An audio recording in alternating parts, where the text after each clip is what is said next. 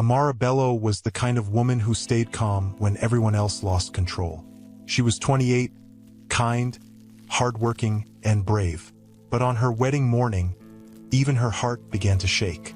Hundreds of guests stood outside the grand hall, waiting for her groom. When a loud donkey cry came from the road, everyone turned. A thin brown donkey walked slowly through the gate. Dust covered its legs. An old rope hung around its neck. Sitting on its back was Daniel Cole, the man Amara loved. His cream shirt was plain. His dark trousers looked old. His shoes were covered with dust, and he held a small bunch of white flowers. For 1 second, the whole place became silent. Then the laughter started. "Is this a joke?" Amara's cousin, Vanessa, shouted. A group of young men near the gate bent over, laughing so hard that they held their stomachs. "Look at the groom," one yelled. "He came to his wedding on a donkey." Another man raised his phone. "Move aside. I need to record this. Nobody will believe me." Daniel heard every word, but he did not look angry. He pulled the rope, stopped the donkey, and climbed down. He rubbed the animal's neck before tying it near a tree. Inside the bridal room, Amara heard the noise. Her mother, Mrs. Bello, rushed to the window, looked outside, and covered her mouth. "No," she whispered. "Please tell me that is not Daniel." Amara stood. Her white wedding dress moved softly around her feet. What happened? Her younger sister, Ruth, looked through the window and froze. "Amara, he came on a donkey." Amara stared at her. "A donkey?" "Yes." Mrs. Bello turned. "You are not going outside. Do you hear me? Stay here." "But Daniel is here. He has disgraced us," her mother cried. "Your father invited business leaders, church elders, and important families. What will people say?" Amara walked toward the window. When she looked down, she saw Daniel standing alone near the gate while guests laughed, pointed, and recorded him. His face was calm, but she noticed pain in his eyes. Her chest tightened. Outside, Chief Bello pushed through the crowd. He was proud and cared deeply about respect. His expensive blue outfit shone under the sun, and anger covered his face. "Daniel!" he shouted. Daniel turned. "Good morning, sir. Do not greet me as if nothing is wrong. Where is the car you promised?" Daniel looked at the donkey, then back at him. The car did not come. Chief Bello stepped closer. "So you chose to ride an animal to my daughter's wedding?" "I chose to come," Daniel said quietly. "I did not want Amara waiting for a man who failed to appear." The crowd became quieter, but Vanessa laughed again. "You should have stayed away," she said. "At least then we could say you got lost." Daniel looked at her but said nothing. Victor Hale, the wealthy man who had wanted to marry Amara, moved forward. He wore a black suit, gold watch, and a smile that made Daniel's silence heavier. "This is what I warned everyone about," Victor said. "A man who cannot afford transport cannot care for a wife." Some guests nodded. Chief Bello pointed at Daniel's shoes. "You told us you had a plan for your future. Is this your plan?" Daniel held the flowers tighter. "Sir, I came to marry Amara. I came with an honest heart." "An honest heart does not feed a family," Chief Bello replied. Victor smiled. "Amara still has time to make the right choice." Daniel finally looked at him. "This is not your wedding." "It could have been," Victor said. "And she would not be hiding upstairs in shame." The words reached Amara through the open window. Her hands trembled. Mrs. Bello pulled the curtain shut. "Do not listen to them. I need to go down." "No, Mother. They are tearing him apart. He caused this." Amara turned to her. "He came. On a donkey." "He still came." Mrs. Bello grabbed her arm. "Think about your life. Think about the shame. You can end this now before it becomes worse." Amara looked at her mother's hand, then at the curtain. "Do you want me to leave the man I love because people are laughing? I want you to protect yourself." "From what? Dusty shoes? A donkey? Poor clothes?" "From suffering," her mother said, her voice breaking. "Love feels strong today, but hunger can break it tomorrow. Amara's eyes filled with tears, but she did not let them fall. Downstairs, Chief Bello ordered the guards to remove Daniel. Daniel raised one hand. "You do not need to touch me. If Amara asks me to leave, I will leave." Victor laughed. "She will not even come outside." At that moment, the main doors opened. Every head turned. Amara stood at the top of the steps in her wedding dress, holding up the front so she could walk. Her mother and Ruth stood behind her. The laughter died. Chief Bello stared at her. "Go back inside." Amara took one step down. "Amara," her father warned. She took another step. Victor moved forward. "You do not have to do this." Amara looked past him at Daniel. His dusty face softened when their eyes met. She walked down the final step and crossed the space between them. Nobody laughed now. When she reached Daniel, she looked at the flowers in his hand. "Are those for me?" she asked. Daniel nodded. "They were the best ones I could find." Amara took them carefully. Then she turned to the crowd. "You may laugh at his donkey," she said, her voice clear. "You may laugh at his clothes. But this man came for me when every road seemed closed." Chief Bello's face hardened. "Amara, think carefully." "I have," she replied. Victor shook his head. "You will regret this." Amara reached for Daniel's hand and held it tightly. "No," she said. "I will marry him today." The words hung over the wedding ground. Amara still held Daniel's dusty hand while her father stared at her, as if she had become a stranger. Daniel wanted to speak, but when he looked into her eyes, he remembered the first day she had chosen kindness over pride. It had happened 1 year earlier on a wet Monday afternoon. Rain poured across the busy road while cars rushed past, spraying dirty water onto the pavement. Amara had just left the small school where she worked as an office manager. She held her handbag over her head and hurried toward a bus stop. Then she heard an old woman cry out, "My oranges! Please, somebody help me." A wooden tray had fallen near the road. Oranges rolled through the water while drivers pressed their horns and shouted. The old seller tried to pick them up, but her weak knees shook each time she bent down. Amara moved toward her, but another man reached the woman first. He wore a plain gray shirt, black trousers, and cheap brown shoes. Rain had soaked his clothes, yet he knelt in the dirty water and began gathering the oranges.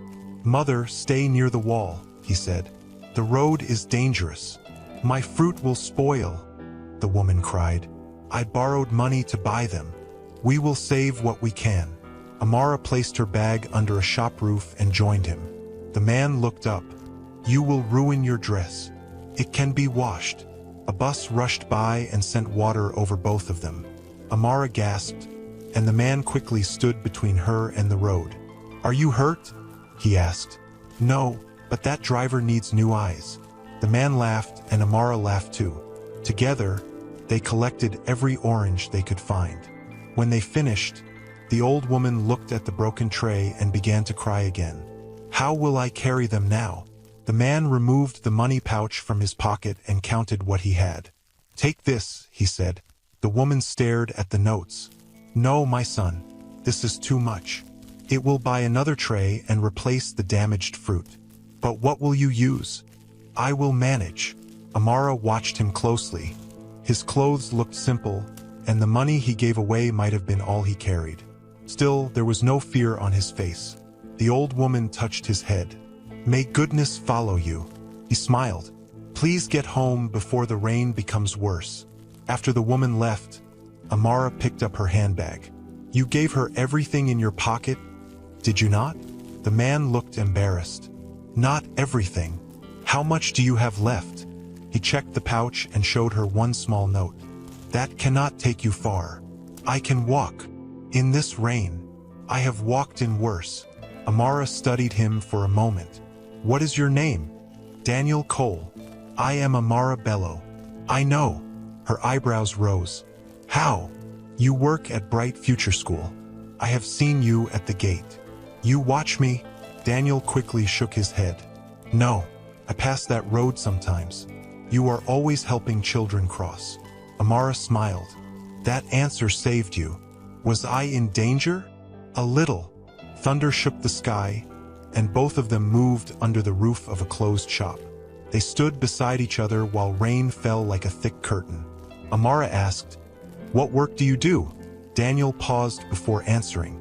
"I work in an office." "What kind of office?" "A large company."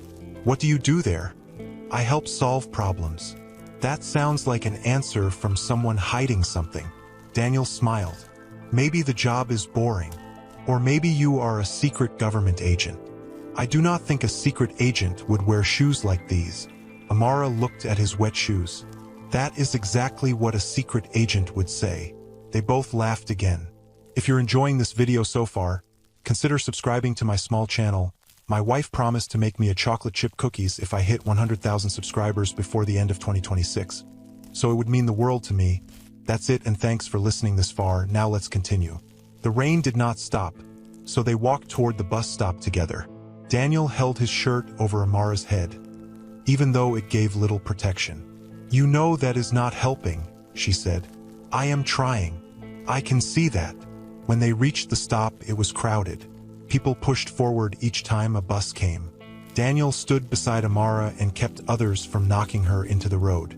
After 20 minutes, Amara noticed that he was still there. "Are you waiting for this bus too?" "No." "Then why have you not left?" Daniel looked at the dark street. "It is getting late. I want to make sure you enter safely. You do not even know me. I know you helped a woman while everyone else walked away." Amara looked at him quietly. "And I know you gave away your transport money. That was not wise." "No, it was kind." A bus finally stopped. People rushed toward it, but before Amara entered, she turned back. "Give me your phone." Daniel blinked. "Why?" "So I can put my number inside." He handed it over. The phone was old, with a cracked corner. Amara typed her name and called her own number. "Now you have no excuse," she said. "For what?" "For disappearing after making me stand in the rain." "I thought you said the rain did not bother you." "It does not, but I still expect an apology." Daniel smiled. "Can I apologize over tea?" "You can try." The bus conductor shouted for her to enter. Amara climbed inside, then looked through the window as the bus pulled away. Daniel remained at the stop, soaked from head to toe, smiling like someone who had just received good news. What Amara did not know was that a black car waited 2 streets away. Daniel walked toward it after the bus disappeared. A driver jumped out and opened the rear door. "Sir, we have been searching for you," the driver said. "Your meeting started 40 minutes ago." Daniel entered the car. "Cancel it." The driver stared at him through the mirror. "Cancel the meeting with the foreign investors?" "Yes, Mr. Cole. They flew into the country this morning. Then move it to tomorrow." The driver looked confused but obeyed. Daniel removed his wet shirt jacket from a bag inside the car and changed into a clean one. Beside him lay a tablet showing the logo of Cole Crown Group, one of the biggest companies in Africa. Daniel was not an office worker who solved small problems. He owned the company along with hotels, farms, banks, and building firms across several countries. At 32, he had more money than most people could imagine. But money had taught him to doubt smiles. 2 years earlier, a woman named Bianca had promised to marry him. She called him her whole world. But Daniel later discovered that she had been sending private messages to his lawyer, asking how much she would receive if Daniel died. When he confronted her, she did not cry because she had hurt him. She cried because she had been caught. Since then, Daniel had stopped telling new people who he was. He used simple clothes, traveled without guards, and introduced himself as an ordinary worker.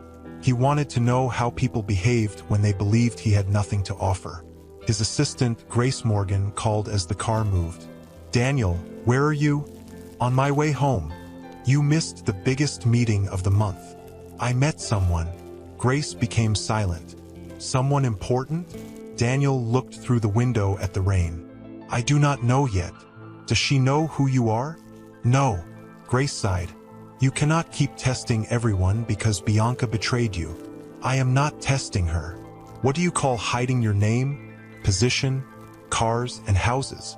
"Being careful." "Being afraid," Grace replied. Daniel's face tightened. I have to go. Daniel, listen to me. A good woman can still feel hurt by a hidden truth. He ended the call, but her warning stayed with him. That evening, Amara sat on her bed when her phone rang. Hello. Daniel's voice came through. I am calling to apologize. For the rain. For making you wait in it. Amara smiled. That apology needs tea. Tomorrow. After work. I will be there. You had better not arrive with one small note in your pocket again. Daniel laughed.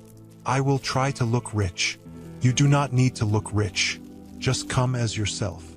The words silenced him. Amara noticed. Daniel, are you there? Yes, he said softly. I am here. The next day, he arrived in the same simple clothes, hiding the life he feared might change the way she looked at him. Daniel reached the small tea shop before Amara finished work. He wore the same plain clothes, but this time his shoes were clean. He sat near the window and checked the door each time it opened. When Amara finally walked in, she smiled. You came early. I did not want another apology. That means you learned something. I learn quickly. She sat across from him, and for the next hour they talked about simple things. Amara spoke about the children at her school, especially a boy who always hid food in his bag for his younger sister. Daniel listened without looking at his phone once. You are quiet, she said. I like hearing you talk. Most men say that before telling a woman to stop talking. I am not most men. Amara raised one eyebrow. That is a brave claim. Daniel smiled. Give me time to prove it. He kept that promise. During the next weeks, he waited for her after work, helped her carry books, and walked her home. He never spent much money, but he always noticed small things. When her sandal broke, he fixed it with glue. When she caught a cold, he brought hot soup. When the school roof leaked, he spent a Saturday helping the workers cover it. One evening, Amara's sister Ruth watched Daniel repair a broken chair in their yard. He is good with his hands, Ruth said. Amara smiled. He is good with people too. Their mother came outside and looked at Daniel's faded shirt. Good men still need good jobs. Amara's smile faded. He works. Doing what? He helps solve problems in a large company. Mrs. Bello folded her arms. That answer means nothing. Daniel heard her, but he kept working. When he finished, he stood and wiped his hands. Thank you for allowing me to help. Mrs. Bello gave a small nod. Amara says you work in an office. Yes, Ma. What is your position? Daniel paused. I support the daily work. Support how? In many ways. Mrs. Bello looked at Amara. You see, he cannot even name his job. Amara stepped closer. Mother, that is enough. Daniel lifted one hand. It is all right. No, it is not, Amara said. You do not have to answer questions like a criminal. Mrs. Bello's voice became hard. I am asking because I care about your future. Daniel looked at her calmly. I understand. But Chief Bello was even less patient. He had already chosen another man for his daughter. Victor Hale came from a rich family. His father owned transport companies and large pieces of land. Chief Bello's business was losing money, and Victor's family had offered to invest if Amara agreed to marry him. Chief Bello called it a wise match. Amara called it a business deal. One Friday evening, Victor arrived at the Bello home in a shining black car. A driver opened his door, and another worker carried 2 gift boxes behind him.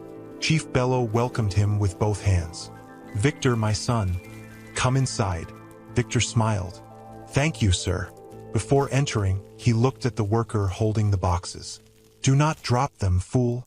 The worker lowered his head. Yes, sir. Amara heard the insult from the hallway. Victor walked into the sitting room and changed at once. Good evening, Ma, he said sweetly to Mrs. Bello. You look younger every time I see you. Mrs. Bello laughed. You always know what to say. Amara did not laugh. Victor sat beside Chief Bello and began talking about business, land, and new offices. He spoke as if every room already belonged to him. Chief Bello turned to Amara. Victor has offered to help us open another branch. Victor smiled at her. Not just another branch. I can make your family name known across the whole country. Amara sat slowly. Why? Because I care about this family. You barely know us. I know enough. Chief Bello cleared his throat. Amara, do not be rude. Victor leaned forward. I also care about you. Amara looked at him. You shouted at the worker outside. Victor's smile slipped. He was careless. He did not drop anything. He almost did. So that gives you the right to call him a fool? Victor's eyes became cold, but he quickly looked at her parents and smiled again. I was under pressure. It will not happen again. Amara knew he was lying. The next week, Victor visited her school with a large food donation. Teachers praised him while cameras took pictures. But when one cleaner walked too close to his suit, Victor pushed the man away. Watch where you are going, he snapped. Amara stepped between them. Do not touch him. Victor looked around and lowered his voice. Must you challenge me in public? You made it public. I came here to help your school. You came here to be seen helping my school. Victor's jaw tightened. You think that poor office worker is better than me? His name is Daniel. I know his name. Then use it. Victor moved closer. Daniel cannot give you this life. Amara looked at the cameras, the gifts, and the expensive car outside. Maybe I do not want this life. That evening, Chief Bello called Amara into his study. Papers covered his desk, and worry sat heavily on his face. Sit down, he said. Amara remained standing. What did Victor tell you? He told me you embarrassed him. He pushed a cleaner. Chief Bello sighed. Victor is not perfect. Neither am I, but I do not treat people like dirt. Her father stood. This is bigger than a cleaner. My company owes money. Workers may lose their jobs. Victor's family can save us. Amara stared at him. So I should marry him to save your company? I am asking you to think about everyone. You are asking me to sell my life. Do not speak to me that way. Then do not place a price on me. Chief Bello hit the desk with his palm. Daniel has filled your head with foolish dreams. Daniel has never asked me for anything. That is because he has nothing to offer. Amara's eyes filled with anger. He offers respect. He offers peace. He listens when I speak. Peace will not pay rent. Money will not make Victor kind. Her father pointed toward the door. You will stop seeing Daniel. Amara shook her head. No. As long as you live in my house, you will obey me. Amara's voice trembled, but she did not step back. I love you, father, but you cannot choose my husband. The argument spread through the house. Mrs. Bello begged Amara to reconsider. Ruth cried in the hallway. Chief Bello stopped speaking to her for 3 days. Daniel noticed the pain on Amara's face when they met near the school gate. What happened? He asked. My father wants me to marry Victor. Daniel became still. Do you? No. Victor is rich. I know. He can give you a large house, cars, and anything you ask for. Amara looked hurt. Why are you speaking for him? I am trying to understand what you want. I want to choose for myself. Daniel looked away. Fear pulled at him. He had hidden his wealth because he wanted honest love. But now he wondered whether he was allowing her to suffer for a lie. A few days later, Victor came to the Bello home with his parents, a diamond ring, and enough flowers to fill the sitting room. Chief Bello called Amara downstairs without telling her why. Victor knelt before her. Amara Bello, he said, opening the ring box. Marry me, and I will give you a life people can only dream about. Everyone waited. Amara looked at her father, then at her mother. Both of them silently begged her to say yes. She looked back at Victor. No, Mrs. Bello gasped. Victor slowly stood. What did you say? I said no. You choose that poor man over me?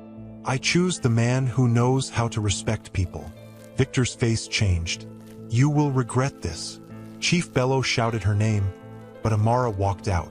Daniel was waiting beneath a tree at the end of the street. When he saw her tears, he reached for her hands. What happened? I refused Victor. Daniel's heart pounded. Because of me? Because I do not love him. Daniel took a slow breath. Amara, what if I never become rich? What if this simple life is all I can ever give you? She held his hands tighter. I do not want an expensive life, she said. I want a good husband. Daniel searched her face for doubt, but found none. He reached into his pocket and brought out a small silver ring. It was simple, with no large stone. Then, Amara bellowed, will you let me spend my life being that husband?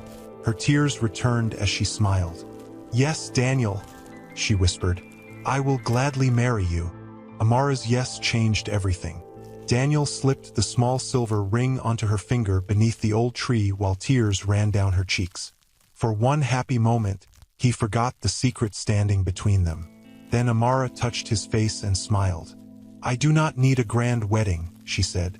I only need you to be honest with me. The word honest struck him harder than she knew. I will always try to protect your heart, Daniel replied. That is not what I said. He looked at her. I said be honest with me. Daniel forced a smile. I will. That night, after Amara returned home, Daniel did not go to the small rented room she believed was his home. A black car met him at the end of the street and carried him across the city. Tall buildings rose around him as the car entered the private gate of Cole Crown Group. Security guards stood straight when they saw him. Good evening, Mr. Cole. Daniel walked through the silent lobby and entered a private lift. Minutes later, he stepped into the highest office in the building. The room had glass walls, soft chairs, and a wide view of the city. Grace Morgan was waiting beside his desk. She was his lawyer, advisor, and oldest friend. Her arms were folded, and she did not smile. You proposed to her, Grace said. Daniel stopped. How did you know? You told your driver to buy a simple ring. Then you canceled another meeting. It was not difficult. She said yes. Grace's face softened for 1 second. Are you happy? Yes. Then why do you look afraid? Daniel removed his coat and walked to the window. Far below, car lights moved through the streets like tiny stars. Her father wants her to marry Victor Hale. I know. She refused him in front of both families. Grace moved closer. That means she chose you. She chose the man she thinks I am. Grace became quiet. Daniel turned. Say it. You are lying to her. I am not lying. You told her you work in an office. I do work in an office. You own the office. You own the building. You own half the road outside. Daniel frowned. That last part is not true. You know what I mean. He sat behind his desk. I needed to know whether she loved me without the money. Grace placed both hands on the desk. And now you know. I do. So tell her. Daniel looked away. Tell her tomorrow, Grace said. Go to her house, sit down, and explain everything. I cannot. Why? Because once I tell her, everything changes. Grace stared at him. Everything has already changed. She agreed to marry you. Daniel stood again. Bianca agreed too. Amara is not Bianca. They both smiled at me. They both said they loved me. Bianca knew who you were from the first day. And she still fooled me. Grace shook her head. So now Amara must pay for what Bianca did? That is not fair. No, Daniel. What you are doing is not fair. He walked away from the desk. I will tell her after the wedding. Grace's eyes widened. After? Yes, after we make our vows. That is worse. She will know that I trusted her choice. She may think you trapped her. I am not trapping anyone. You are allowing her to marry a man who does not exist. Daniel turned sharply. He exists. The simple clothes are real. The way I speak to her is real. The love is real. But the poor office worker is not the whole truth. Daniel's voice dropped. I cannot lose her. Grace answered softly.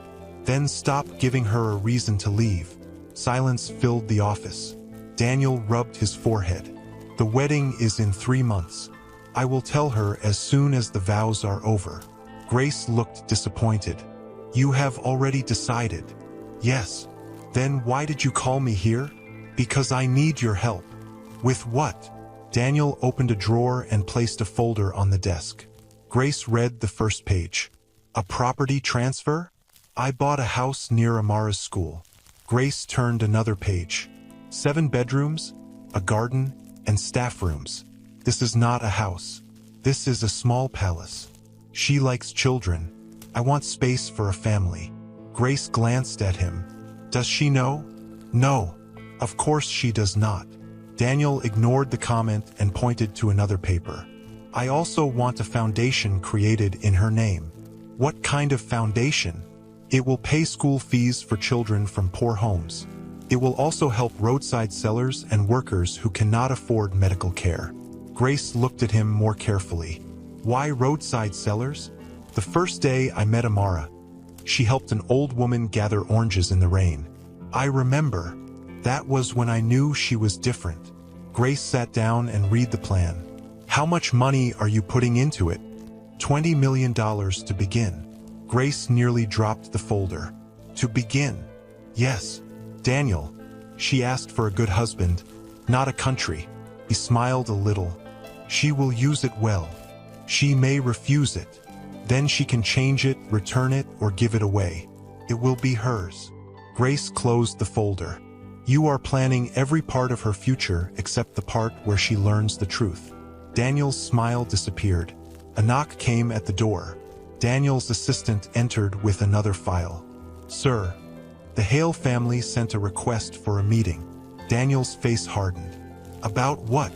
They want Cole Crown Group to invest in their transport company. Grace raised an eyebrow. Victor's family? Yes. The assistant answered. Their business is losing money. Daniel looked toward the city. Reject it. The assistant nodded. Should I give a reason? No. After she left, Grace said, that may cause trouble. Victor has already caused trouble for Amara. Then do not let anger guide a business choice. I reviewed their records last month. Their company is badly managed. Grace sighed. At least that answer is honest. During the following weeks, wedding plans moved forward. Chief Bello refused to celebrate the engagement, but he did not stop Amara from wearing Daniel's ring. Mrs. Bello spoke to Daniel only when necessary. Ruth, however, welcomed him each time he visited. Amara never complained about the size of the ring or the simple wedding Daniel said he could afford. One afternoon, she showed him a page filled with wedding costs. We can remove the expensive flowers, she said. Daniel looked at the total. It was less than what he spent on one business dinner. Keep them if you like them. We cannot waste money. I have some savings. How much? Daniel froze. Amara laughed. Do not look frightened. I am not asking for your bank password. I have enough for the wedding. I do not want you borrowing money to impress my family. I will not borrow. She took his hand. Promise me. I promise. Again, the secret pressed against his chest. Across the city, Victor Hale sat in his father's office, staring at an email from Cole Crown Group. Their request had been refused without a meeting. Victor's father threw the printed message onto the desk. Do you understand what this means? He shouted. Without their money, we may lose 3 branches. Victor leaned back. We will find another investor. There is no other investor big enough. Then speak to Daniel Cole. His father glared at him. Daniel Cole does not meet people like us. Victor looked at the name on the message. Daniel Cole. Something about it bothered him. Later that evening, Victor drove past Amara Street. He saw Daniel leaving the Bello home in his worn shirt. Daniel walked toward the main road, but instead of reaching the bus stop, he turned into a quiet side street. Victor followed at a distance. A black luxury car waited there. A driver stepped out, opened the rear door, and bowed his head. Victor slowed his own car. For the first time, Victor wondered whether the quiet man had fooled everyone.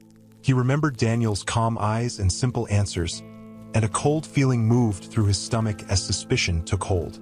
Daniel entered the back seat. The car moved away. Victor gripped the steering wheel. Who are you? The next morning, he called a private investigator named Marcus Dean. I need everything you can find on a man, Victor said. What is his name? Daniel Cole. Marcus paused. Any other details? He claims to be a poor office worker, but I think he is hiding something. What do you want me to look for? Jobs, money, family, houses, cars, every place he goes. That will cost you. Victor stared at Amara's picture on his phone. I do not care what it costs, he said. Find the truth before the wedding.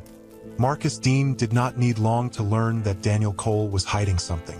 The private investigator followed him for 3 days, took pictures of the black car, and watched him enter the tall Cole Crown building through a private gate.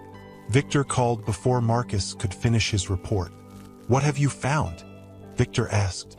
Enough to know he is not poor. How rich is he? I am still checking. That is not an answer. It is the only answer I have. Victor stared at the wedding invitation. The ceremony was only 2 days away. Then keep digging, he said. And do not tell anyone. Marcus became quiet. Victor, this man may be more powerful than you think. That is why I need the truth. You also need to be careful. Victor ended the call without replying.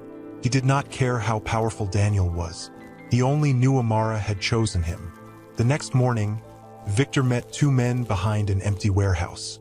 One was thin, the other had a scar. Victor showed them a picture of Daniel's driver, Peter. This man will collect the wedding car tomorrow morning, Victor said. The man with the scar looked at the picture. What do you want us to do? Delay him? For how long? Long enough for the wedding to begin without the groom. The thin man smiled. You want us to hurt him? No, I do not want police trouble. Then what? Take his phone. Lock him somewhere. Leave him alive. The man with the scar held out his hand. Half the money now. Victor gave him an envelope. What about the car? The thin man asked. Move it somewhere nobody will find it. Victor walked away, telling himself it was not serious. He only wanted Daniel to miss the wedding. He believed Amara would feel abandoned and see her choice as a mistake. But deep inside, Victor knew it was more than that. The wedding morning was very hot. Amara woke before sunrise. Ruth helped her dress while their mother checked everything. You look beautiful, Ruth said. Amara smiled at her reflection. Do I look nervous? Yes. Mrs. Bello turned. Every bride is nervous. Amara touched the small silver ring on her finger. Daniel will come. Her mother stopped moving. I did not say he would not. You did not have to. Mrs. Bello sighed. I only hope today does not end in shame. Amara looked at her. It will not. Across the city, Daniel stood in a simple hotel room and adjusted his cream shirt. He dressed like the man Amara knew. Grace watched him from the doorway. You can still tell her before the ceremony, she said. Daniel did not turn. We have spoken about this. And I am speaking again. The papers are ready? Yes, the house is ready. The foundation is ready. Everything is ready except your courage. Daniel faced her. Grace, she is about to marry you without knowing your real life. She knows my heart. A heart can still hide a knife. Daniel's eyes hardened. Do not compare me to someone trying to hurt her. Then stop hurting her. Before Daniel could answer, his phone rang. It was Peter, his driver. Sir, I am leaving for the car now, Peter said. You should have collected it already. The company delayed the final cleaning. I will be there in 30 minutes. Do not be late. I will not, sir. Peter left the hotel parking lot in a small company car. 10 minutes later, a van struck his rear bumper near an empty road. He stopped and stepped out. The thin man climbed from the van. Sorry, brother. I did not see you. Peter looked at the small dent. We can handle this later. I am in a hurry. As he turned, the man with the scar came from behind and pressed something hard against his back. Do not move. Peter froze. What do you want? Your phone and keys. I have money. We do not want your money. They pushed him into the van, covered his head, and drove him to an empty storage building. Peter fought, but they tied his hands and locked him inside a dark room. You cannot do this, Peter shouted. My boss is getting married today. The thin man laughed from outside the door. Then he should find another ride. Back at the hotel, Daniel checked the time. Peter should be here, he said. Grace called him. No answer. She called the car company. The manager sounded confused. The vehicle was collected 20 minutes ago. By whom? Grace asked. Peter signed for it. That is impossible. Daniel took the phone. Check the security camera. There was a pause. Sir, the man wore a cap. We did not see his face well. Daniel's stomach tightened. Track the car. The tracking device stopped working after it left the yard. Grace looked at Daniel. This was planned. Daniel called Peter again. Still nothing. He called his security team, but most of them were across town preparing for the surprise arrival after the wedding. Send another car, Grace ordered. The security officer answered. Traffic is blocked near the bridge. It may take over an hour. Daniel looked at the clock. The wedding was meant to begin in 40 minutes. Grace grabbed her keys. Use my car. They rushed downstairs, but when Grace pressed the button, nothing happened. One tire was flat, and a dark puddle of oil spread beneath the engine. Grace stared at it. This is not chance. Daniel looked around the parking lot. Victor, you think he did this? I know he hates me. Grace pulled out her phone. I will call the police. No, not yet. Daniel, your driver is missing, and Amara is waiting. You cannot walk there. It is too far. Daniel started down the road. Grace caught his arm. Listen to me. I promised her I would come. You will destroy your clothes. I do not care. You may not reach the wedding in time. Then I will keep moving until I do. Grace stepped in front of him. Let me find another car. We have already lost too much time. Daniel, be sensible. He looked at her with pain in his eyes. Amara stood against her family for me. I will not let her stand alone today. He walked away before Grace could stop him. The sun grew hotter as Daniel moved through the crowded streets. He tried to stop taxis, but everyone was full. A bus broke down in front of him. Motorcycles passed, but none would travel as far as the wedding town. After nearly an hour, Daniel's shirt clung to his back. Dust covered his shoes. His phone rang again. It was Ruth. Daniel, where are you? She asked in a low voice. I am coming. The guests are asking questions. Tell Amara I am coming. My father is angry. Victor is here too. Daniel stopped. Victor is there? Yes. He came with his family. Do not let him speak to Amara alone. Daniel, what happened? My car disappeared. Ruth gasped. What do you mean? I will explain later. Just tell Amara not to lose hope. He ended the call and kept walking. Far ahead, the city road narrowed into a country path. The wedding house was still several miles away. Daniel's legs ached, but he refused to stop. Then he heard slow steps behind him. An old farmer was leading a brown donkey pulling a small cart of vegetables. The farmer looked at Daniel's dusty clothes. You walk like a man chasing his own life, the farmer said. Daniel gave a tired smile. I am trying to reach my wedding. Your wedding? Yes, sir. And where is your car? Gone. The farmer studied him. Did your bride run away with it? No. Someone wanted me to miss the ceremony. The farmer clicked his tongue. People can be cruel. Daniel looked toward the road. I have no time left. The farmer untied the donkey from the cart. Take him. Daniel stared. I cannot take your animal. You can return him later. I may look foolish. The farmer smiled. A foolish man misses his wedding because he fears laughter. A wise man reaches his bride any way he can. Daniel looked at the old donkey, then at the far road. What is his name? He asked. King. Daniel almost laughed. King. He is slow, stubborn, and proud, like many rich men.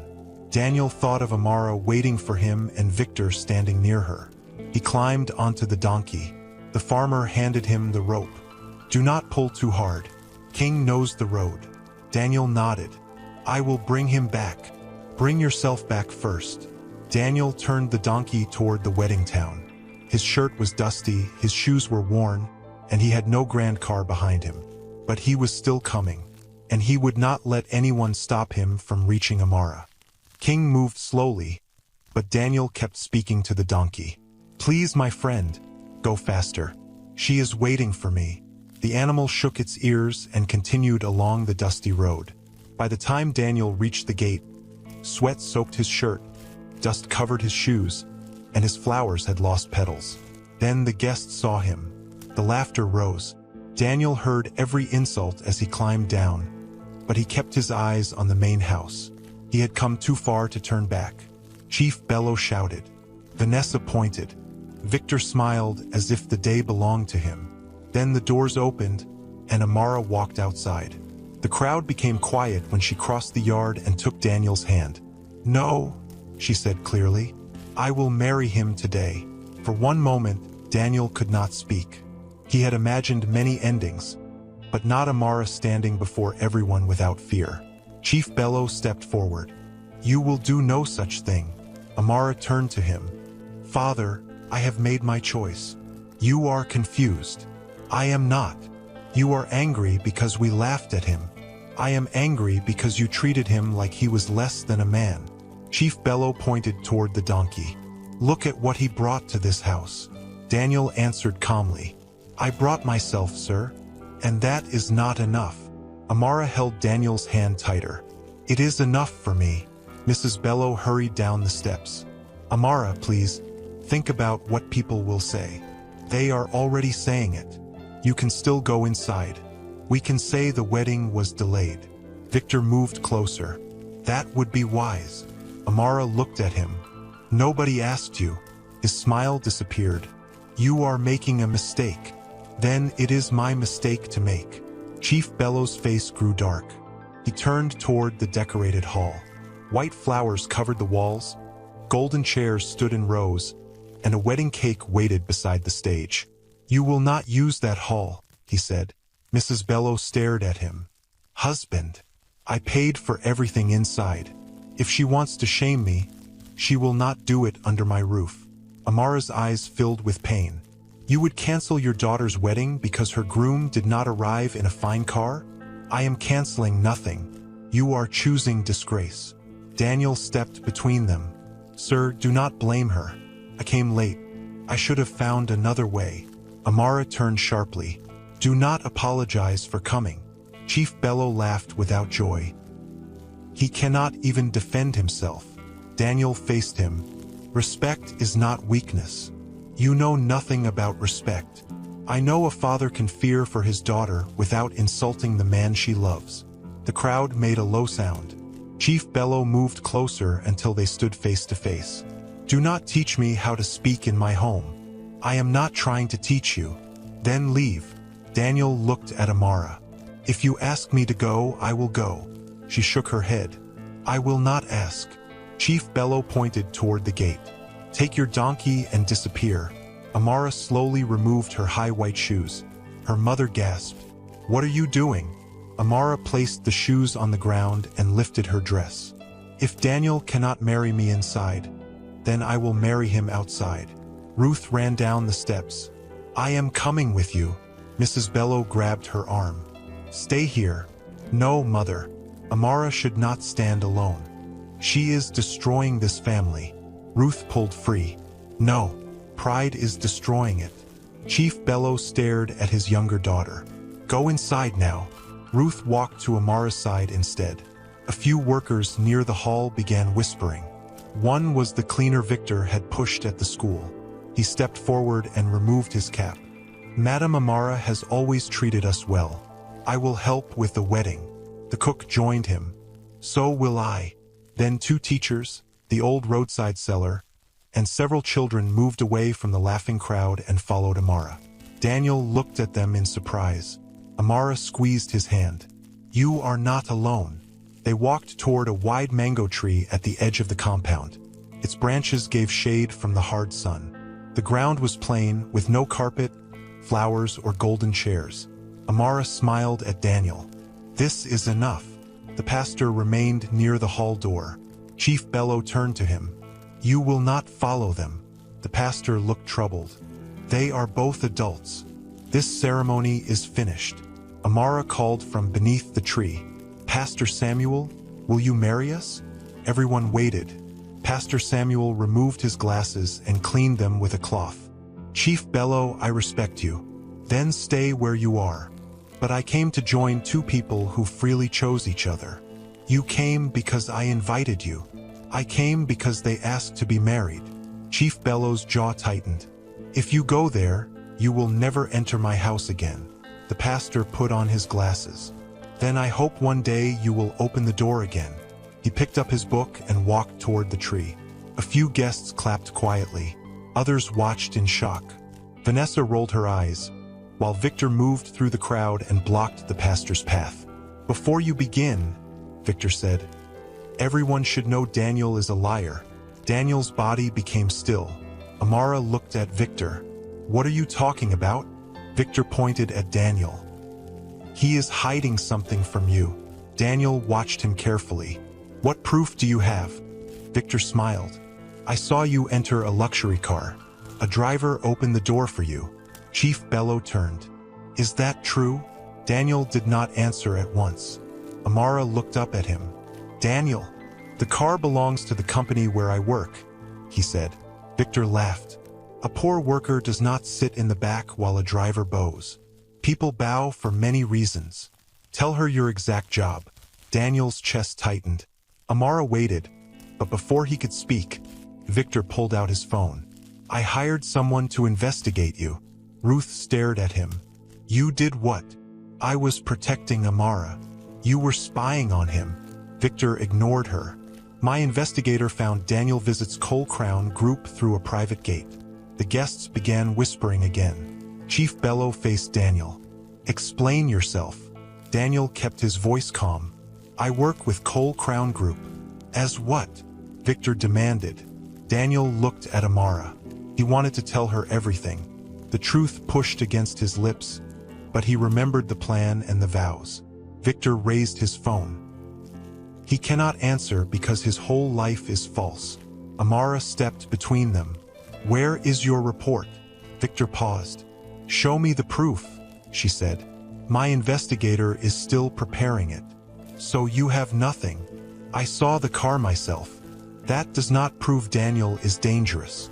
It proves he lies. Amara's voice became firm. You came to my wedding after I rejected you. You followed Daniel. And now you want me to trust your words without proof. Victor's face burned. I am trying to save you. I did not ask to be saved. She took Daniel's hand and turned toward Pastor Samuel. Please begin. Victor looked at Chief Bello, hoping for support. But Chief Bello remained silent. Anger and doubt fought across his face. Pastor Samuel stood beneath the mango tree. Ruth and the workers formed a small circle around the couple. The old seller placed saved flowers in Amara's hands. These are not expensive, the woman said. Amara smiled. They are beautiful. Daniel looked at Amara in her white dress, standing barefoot on dry earth. His eyes filled with tears. I am sorry, he whispered. For the donkey? For all of this. She touched his cheek. You came. That is what matters today. Pastor Samuel opened his book. Marriage is not made by a hall, a car, or a crowd, he said. It is made by two people who choose to stand together. He asked Daniel to speak first. Daniel held both of Amara's hands. I cannot promise every road will be easy, he said, but I promise I will never stop walking toward you. Even when the car fails, when people laugh, and when the world tells me to turn back, I will come. Amara cried as she answered. I promise I will not measure you by what you own. I will stand beside you when people praise you and when they mock you.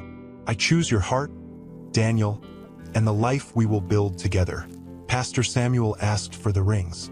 Ruth brought the small silver band Daniel had given her to keep safe.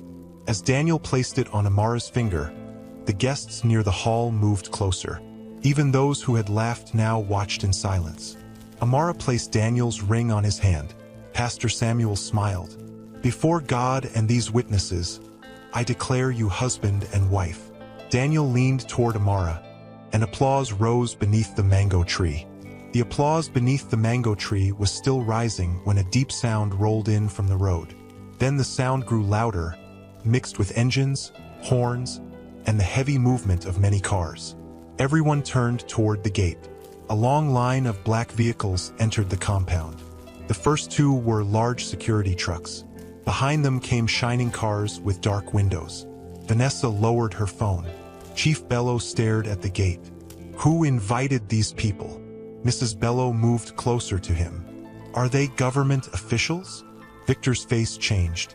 He knew the kind of people who use train guards and private drivers. The first car stopped near the mango tree. Two security officers stepped out. One of them scanned the compound while the other opened the rear door. Grace Morgan stepped out in a dark blue suit. Daniel's smile disappeared. Amara noticed at once. You know her? Before he could answer, 3 more cars stopped. Company leaders, lawyers, and senior workers stepped out. The crowd moved back. One man whispered, "That is Mr. Adeyemi from Cole Crown Bank." Another guest pointed, "And that woman owns the largest building firm in the country." Grace walked straight toward Daniel. She looked at Daniel's dusty shirt, the donkey tied near the tree, and Amara standing barefoot beside him. "You really did it," Grace said. Daniel gave her a warning look. "Grace, you came on a donkey. It was the only way." Grace turned toward Amara and smiled. "You must be Amara." Amara looked from Grace to Daniel. "Yes, I have wanted to meet you for a long time." Amara's fingers tightened around Daniel's hand. "How do you know my husband?" Grace glanced at Daniel again. He took a slow breath. "Amara, I can explain." Victor suddenly pushed through the crowd. "I knew it." Everyone looked at him. Victor pointed at Daniel. "I told you he was hiding something." Grace looked at Victor as if she had never seen him before. "And you are Victor Hale." One of the company leaders leaned toward Grace and whispered, "His family owns Hale Transport." Victor moved closer. This man pretended to be poor. He lied to everyone. Chief Bello finally found his voice. "Madam, who is Daniel?" Grace looked at Daniel. "Do you want to tell them, or should I?" Daniel closed his eyes for a moment. Amara pulled her hand away. That small movement hurt him more than every insult he had heard that morning. "Daniel," she said softly. "Who is she?" "My lawyer." A low murmur passed through the guests. Mrs. Bello frowned. "Why does a common office worker have a lawyer?" Grace answered before Daniel could stop her. "Because he is not a common office worker." The yard became silent. Daniel looked at Amara. "I was going to tell you today. After the wedding?" she asked. "Yes." Her eyes filled with confusion. "Tell me what?" Grace stepped forward and faced the crowd. "This man is Daniel Cole," she said. "Founder, chairman, and owner of Cole Crown Group." Nobody moved. It was as if the whole compound had forgotten how to breathe. Vanessa laughed once, but the sound came out weak.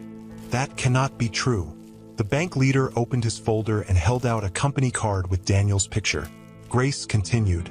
"Cole Crown Group owns banks, hotels, farms, building companies, and factories across several countries." Chief Bello's mouth fell open. Mrs. Bello gripped his arm. Victor shook his head. "No." Grace looked at him. "Yes." "He is lying," Victor said. "All of you are lying." The company leader beside her stepped forward. "I have worked under Mr. Cole for 9 years. I know my own chairman." Another woman raised her voice. "My company is part of Cole Crown Group. He signs every major decision." The crowd broke into whispers. "That is Daniel Cole? The Daniel Cole? The richest man in the city?" "No, one of the richest men in Africa." Vanessa slowly lowered her phone and hid it behind her dress. Chief Bello looked from Daniel to the convoy. "You own all of this?" Daniel's face remained calm, but his voice was heavy. "The cars belong to the company. And the men. My staff. And the building Victor mentioned? My office." Victor stepped closer, anger replacing shock. "So you let everyone believe you had nothing?" Daniel faced him. "I did not ask anyone to laugh. You made fools of us. No, you chose how to treat me." That answer cut through the crowd. The cleaner Victor had pushed at the school looked at him. Several workers near the tree did the same. Grace opened another folder. Mr. Cole also owns the land beneath 3 hail transport branches.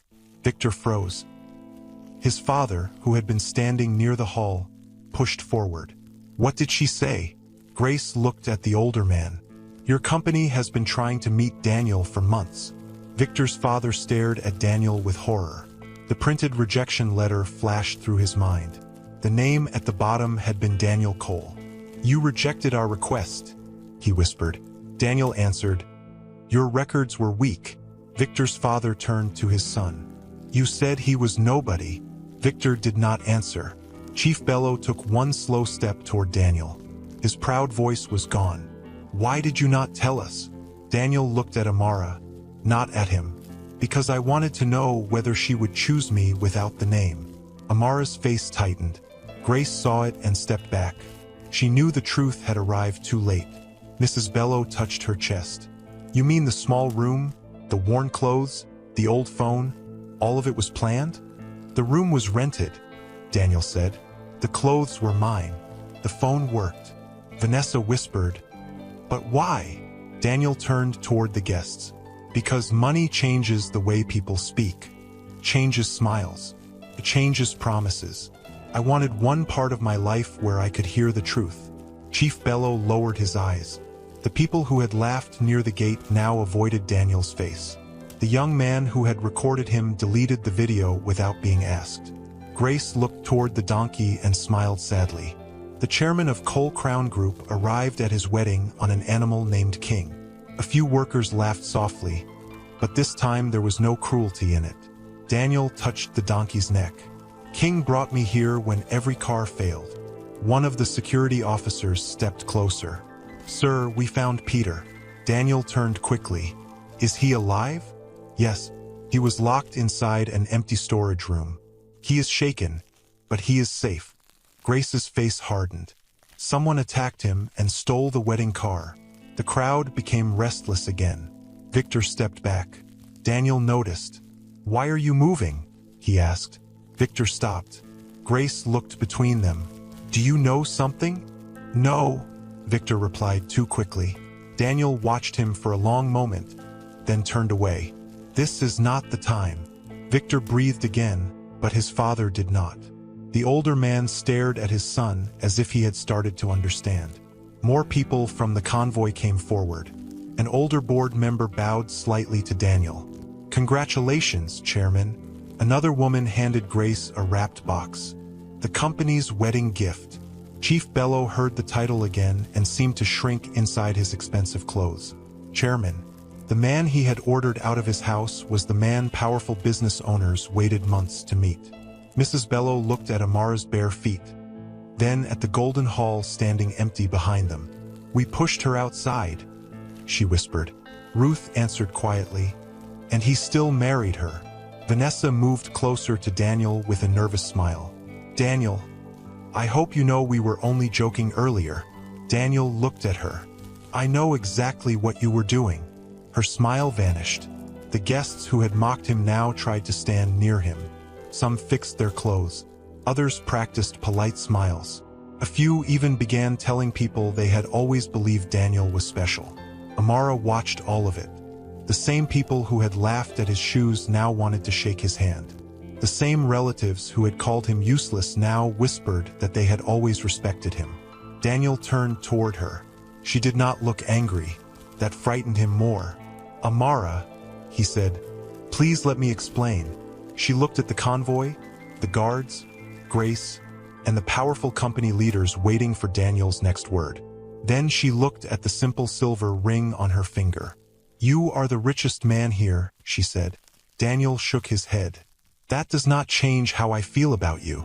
No, Amara replied softly, but it changes everything I thought I knew about you. Behind them, the crowd stood in stunned silence as the truth settled over the wedding ground. The man they had laughed at was not poor. He was the most powerful person among them. The words stayed between them while the guests watched. Daniel wanted to reach for Amara, but she stepped back before he could touch her. You let me marry a stranger, she said. Daniel's face tightened. I am not a stranger. You are not the man I thought you were. I am still Daniel. Which Daniel? Amara asked. The office worker with one small note in his pocket? Or the man with guards, banks, hotels, and people who bow when he enters a room? The crowd became quiet again. Grace looked down, knowing Daniel had no easy answer. Chief Bello moved closer. Amara, perhaps you should calm down. She turned sharply. Do not tell me to calm down. A few minutes ago, you were throwing him out. Now that you know he is rich, you suddenly want peace. Chief Bello stopped. Mrs. Bello whispered, Your father only wants to help. Amara looked at her mother. Then why did nobody help when he looked poor? No one answered. Daniel took one slow step toward her. Amara, please listen to me. I listened to you for a year, and everything I said about my feelings was true. You hid the biggest part of your life. Yes, he said, and I was wrong. The simple answer surprised her. She had expected excuses. Daniel looked around at the guests, then back at his wife. Before I met you, I trusted someone else, he said. Her name was Bianca. She knew who I was from the first day. She knew about the houses, the cars, and the company. Amara said nothing. Daniel continued. She told me she loved me. She said she wanted a quiet home and children. I believed every word. Grace watched him with sad eyes. She had heard the story before, but Daniel had never told it in front of a crowd. One night, Daniel said, I found messages between Bianca and one of my former workers. She wanted to know how much money she would get if I died. She asked whether my will could be changed after our wedding. A soft gasp moved through the guests. Amara's anger weakened for one moment, but she kept her voice steady. That was terrible. It was. But I am not Bianca. I know that now. No, Daniel. You knew it before today. You watched me refuse Victor. You watched me stand against my father. You watched me choose you again and again. Daniel lowered his head. I was afraid. Amara stared at him. The richest man here was afraid of me? Not of you. I was afraid of losing what we had. You risked it anyway. Yes. Grace stepped forward. Amara, I told him to speak before the wedding. Daniel turned. Grace. No, she said. She deserves the whole truth. Amara looked at her. How long did you know about me? From the first week Daniel met you. And you helped him hide this? I helped with the business. I did not agree with the lie. Daniel answered. The choice was mine. Grace nodded. It was. Amara looked back at Daniel. When were you planning to tell me? Today. Before or after I became your wife? Daniel hesitated. Her eyes filled with fresh pain. After. Yes. Why? Because I wanted your decision to come before my money. You wanted to make sure I could not change my mind. No. That is how it feels.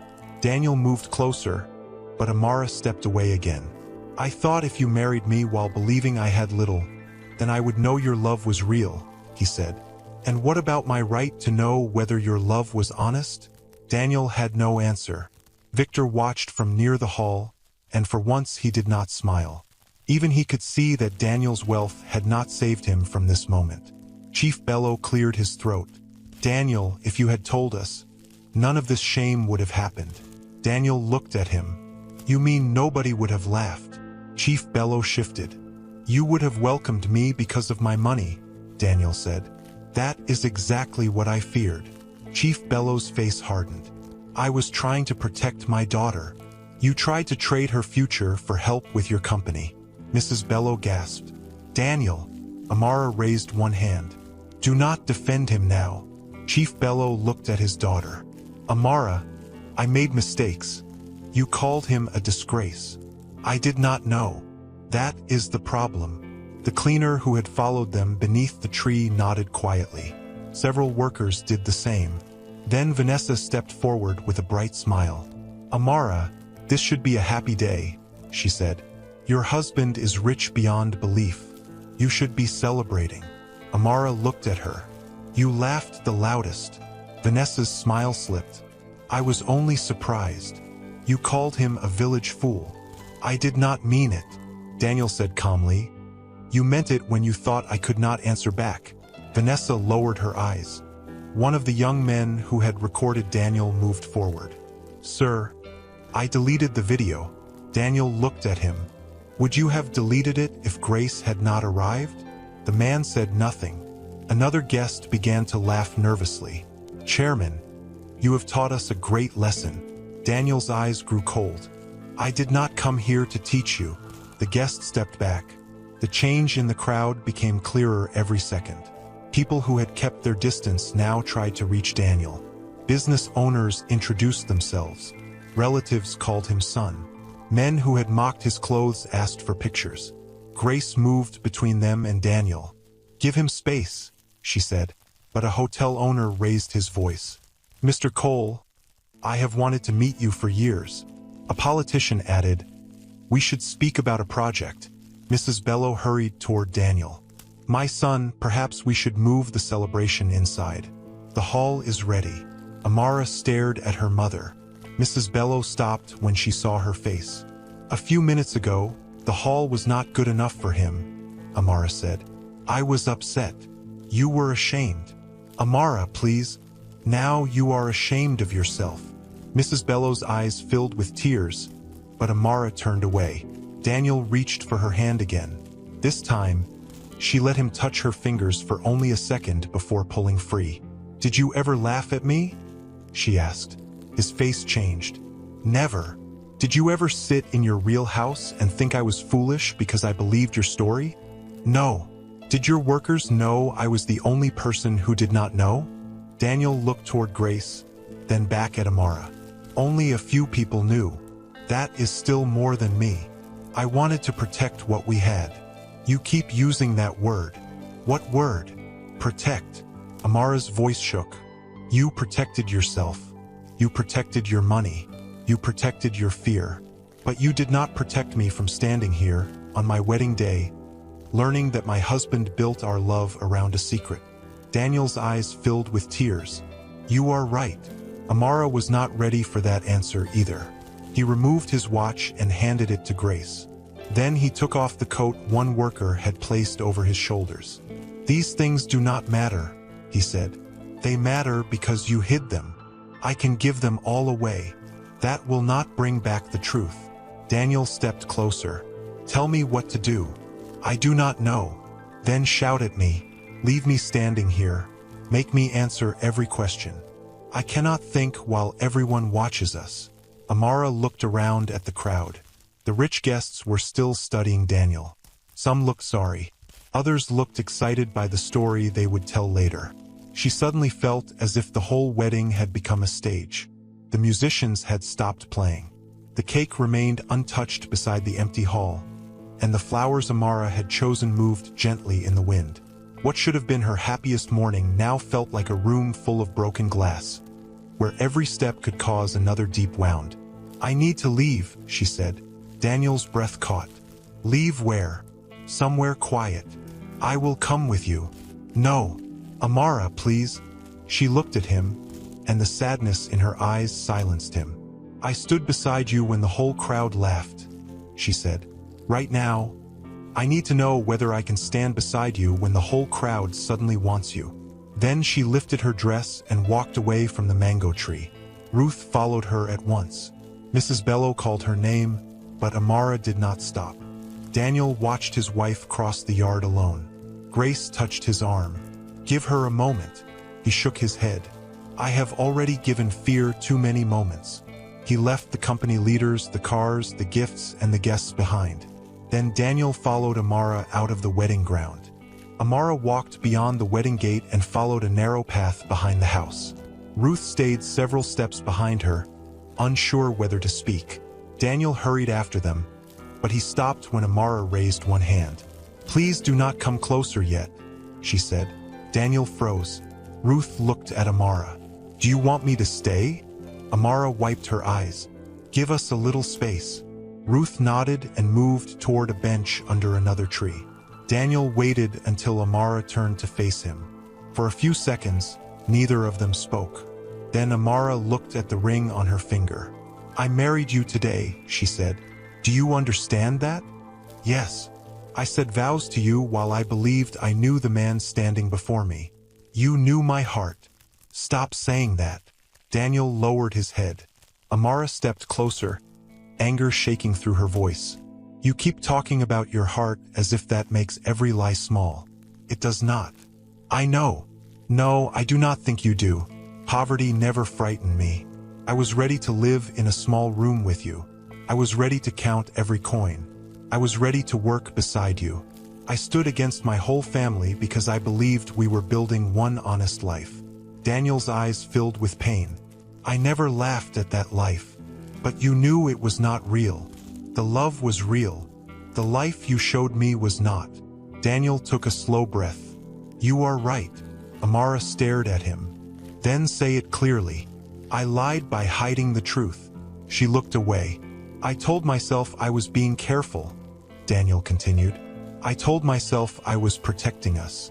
But Grace was right. I was afraid." "Afraid of what?" "That the moment you saw my wealth, I would never know whether you loved me or the life around me." Amara's voice dropped. "So you tested me?" "Yes." The answer hurt, but she had asked for truth. "For how long?" she asked. "From the day we met. Every time I paid for tea, every time I worried about your transport money, every time I tried to save wedding costs, you were watching me?" Daniel's face tightened. "I was not enjoying it." "That does not matter." "I know. You could have told me before you proposed." "I should have." "You could have told me after I refused Victor." "I should have." "You could have told me the night before the wedding." "I should have." Amara's tears fell again. "Then why did you keep choosing fear?" Daniel looked at her with no defense left. "Because fear had become a habit. I kept waiting for the perfect moment. But each day I waited made the truth harder." She folded her arms. "And today you planned to tell me after the vows." "Yes. So I would already be your wife." Daniel stepped forward. "I did not want to trap you. But you did not give me a fair choice." He stopped. Amara looked at him for a long moment. "I believe you love me." Hope moved across his face, but she continued. "I also believe you were selfish." The hope disappeared. "You wanted proof that I was safe for you," she said. "But you never asked whether your secret was safe for me." Daniel nodded slowly. "I have no excuse." "Good.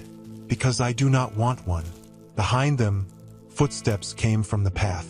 Grace approached with a folder in her hand. She stopped when she saw Amara's face. "I am sorry to interrupt," Grace said. "But something cannot wait." Daniel turned. "What happened?" "We found the wedding car." Amara looked at her. "Where?" "Inside an old garage near the storage building where Peter was locked." Daniel's jaw tightened. "Who took it?" Grace opened the folder. Security cameras caught one of the men using a fuel station. Police found him 20 minutes ago. And he confessed. Daniel's voice became hard. "Who paid him?" Grace looked toward the wedding ground. "Victor Hale." Amara went still. Ruth rushed from the bench. "Victor?" Grace nodded. "He hired 2 men to stop Peter, steal the car, and make Daniel miss the wedding." Amara's anger changed direction at once. "He planned all of this?" "Not the donkey," Grace said. "But he wanted Daniel to disappear."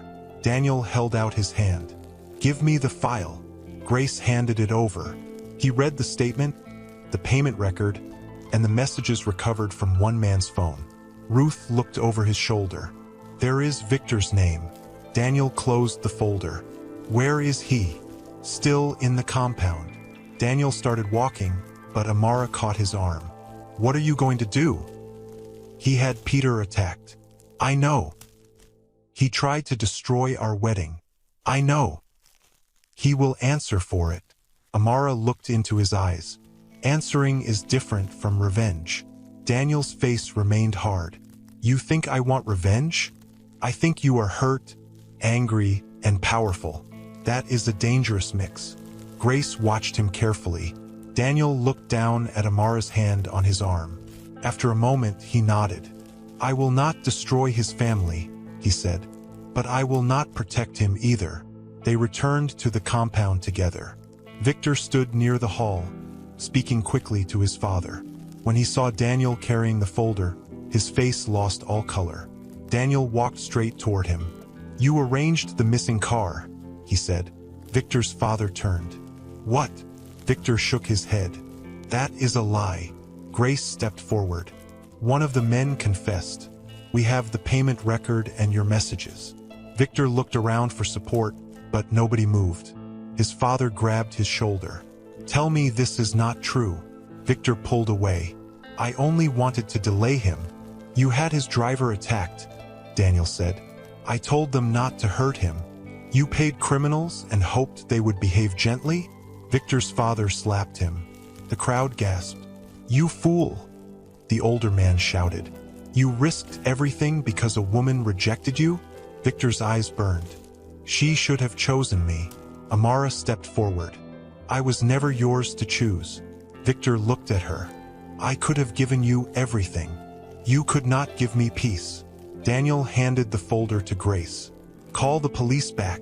Victor's father moved toward him. Please, let us settle this privately. Daniel looked at the man. Peter was tied inside a dark room. I will pay him. You think money removes fear? The older man lowered his eyes. Daniel continued, I will not touch your company because of your son. Your workers should not lose their jobs for his crime. But Victor will face the law. Victor stared at him. You cannot do this. Daniel's voice was calm. You did this. 2 police officers entered the gate moments later. Victor stepped back, but his father did not stop them when they took his arm. As Victor was led away, he looked at Amara. You will regret choosing him. Amara answered, My pain with Daniel is ours to face. It does not make you right. The officers took Victor outside. Silence settled over the compound again. Then Chief Bello walked toward Amara and Daniel. His proud clothes were still bright, but his shoulders had fallen. Amara, he said, I need to speak. She looked at him without answering. Chief Bello swallowed. I was wrong. Mrs. Bello began to cry behind him. He continued, I thought money made a man worthy. Then I mocked Daniel when I believed he had none. The moment I learned he was rich, I changed. That showed me the truth about myself. Amara's eyes softened, but she remained quiet. Chief Bello faced Daniel. I called you a disgrace. I ordered you away. I tried to use my daughter to save my business.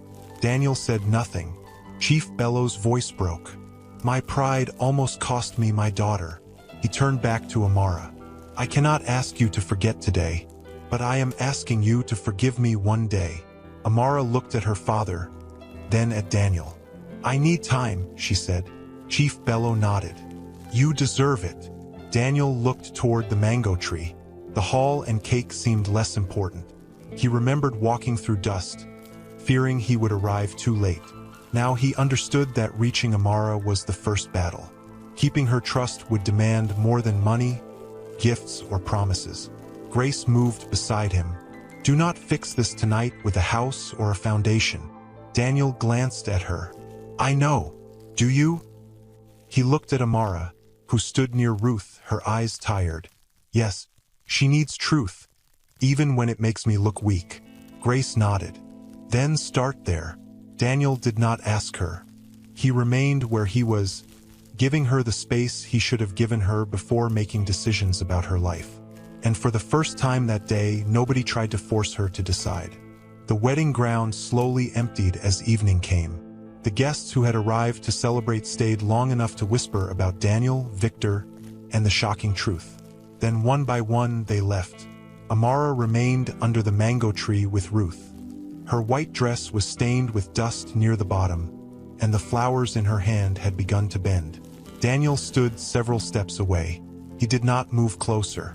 He did not ask her to forgive him. He simply waited. When the last car left, Amara finally looked at him. Where will you go tonight? She asked. Daniel answered carefully. Anywhere you want me to go. That is not an answer. I can return to the hotel. I can sleep in the office. I can stay outside this gate if that makes you feel safer. Amara looked at the expensive convoy still waiting nearby. You have many homes, she said. Yes, and I know nothing about any of them. You will know everything, but only when you are ready. She studied his face. You are still my husband. Daniel's eyes filled with hope, but she raised one hand. Do not smile yet. He lowered his eyes. I said vows today, Amara continued.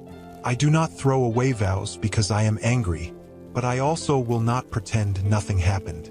I do not want you to pretend. I need space. You can have it. I need every truth. You will have it. I need time to decide whether this marriage can become real. Daniel nodded. I will wait. Amara stepped closer. Do not wait with gifts. Do not send a new car. Do not buy my father's company. Do not build anything in my name. Daniel glanced at Grace. Amara noticed.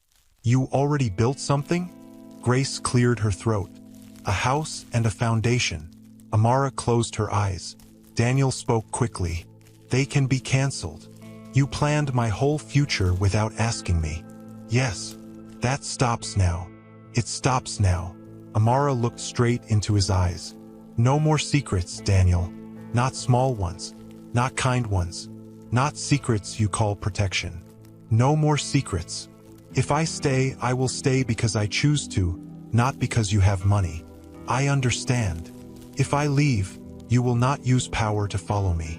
I will not. She took a deep breath. Then go. Daniel's face fell, but he nodded. He turned toward the convoy. Daniel, Amara called. He stopped. I did not say it is over. He looked back. I said I need time. For the first time that day, Daniel allowed himself one quiet breath of hope. The next 3 weeks were hard. Amara stayed with Ruth in a small apartment near the school. Daniel kept his promise. He did not send flowers, cards, or gifts. He only sent one message each morning. Good morning. I am here when you are ready. Amara never replied, but she read every message. During that time, she learned more about Daniel through the people who knew him. Grace visited once, but only after Amara invited her. They sat at a small table with 2 cups of tea. Tell me the truth, Amara said. Was any part of him real? Grace leaned forward. The man who helped the orange seller was real. The man who repaired your chair was real. The man who listened when you spoke about the children was real. Then why did he lie so easily? Because he was hurt and foolish. Amara almost smiled. He is your boss. He is still foolish sometimes. Did he ever speak badly about me? Never. Did he laugh because I thought he was poor? Grace shook her head. He loved you more each time you chose kindness. Amara looked down at her tea. Love should not need secret tests. I agree. Grace reached into her bag but stopped. I brought papers, but Daniel told me not to give them unless you ask. What papers? The foundation plan. Amara looked at her. I told him to cancel it. He did. The money is still untouched. Good. Grace nodded. He said if you ever want to create something, you should design it yourself. That evening, Amara finally replied to Daniel's message. Meet me at the old tea shop tomorrow.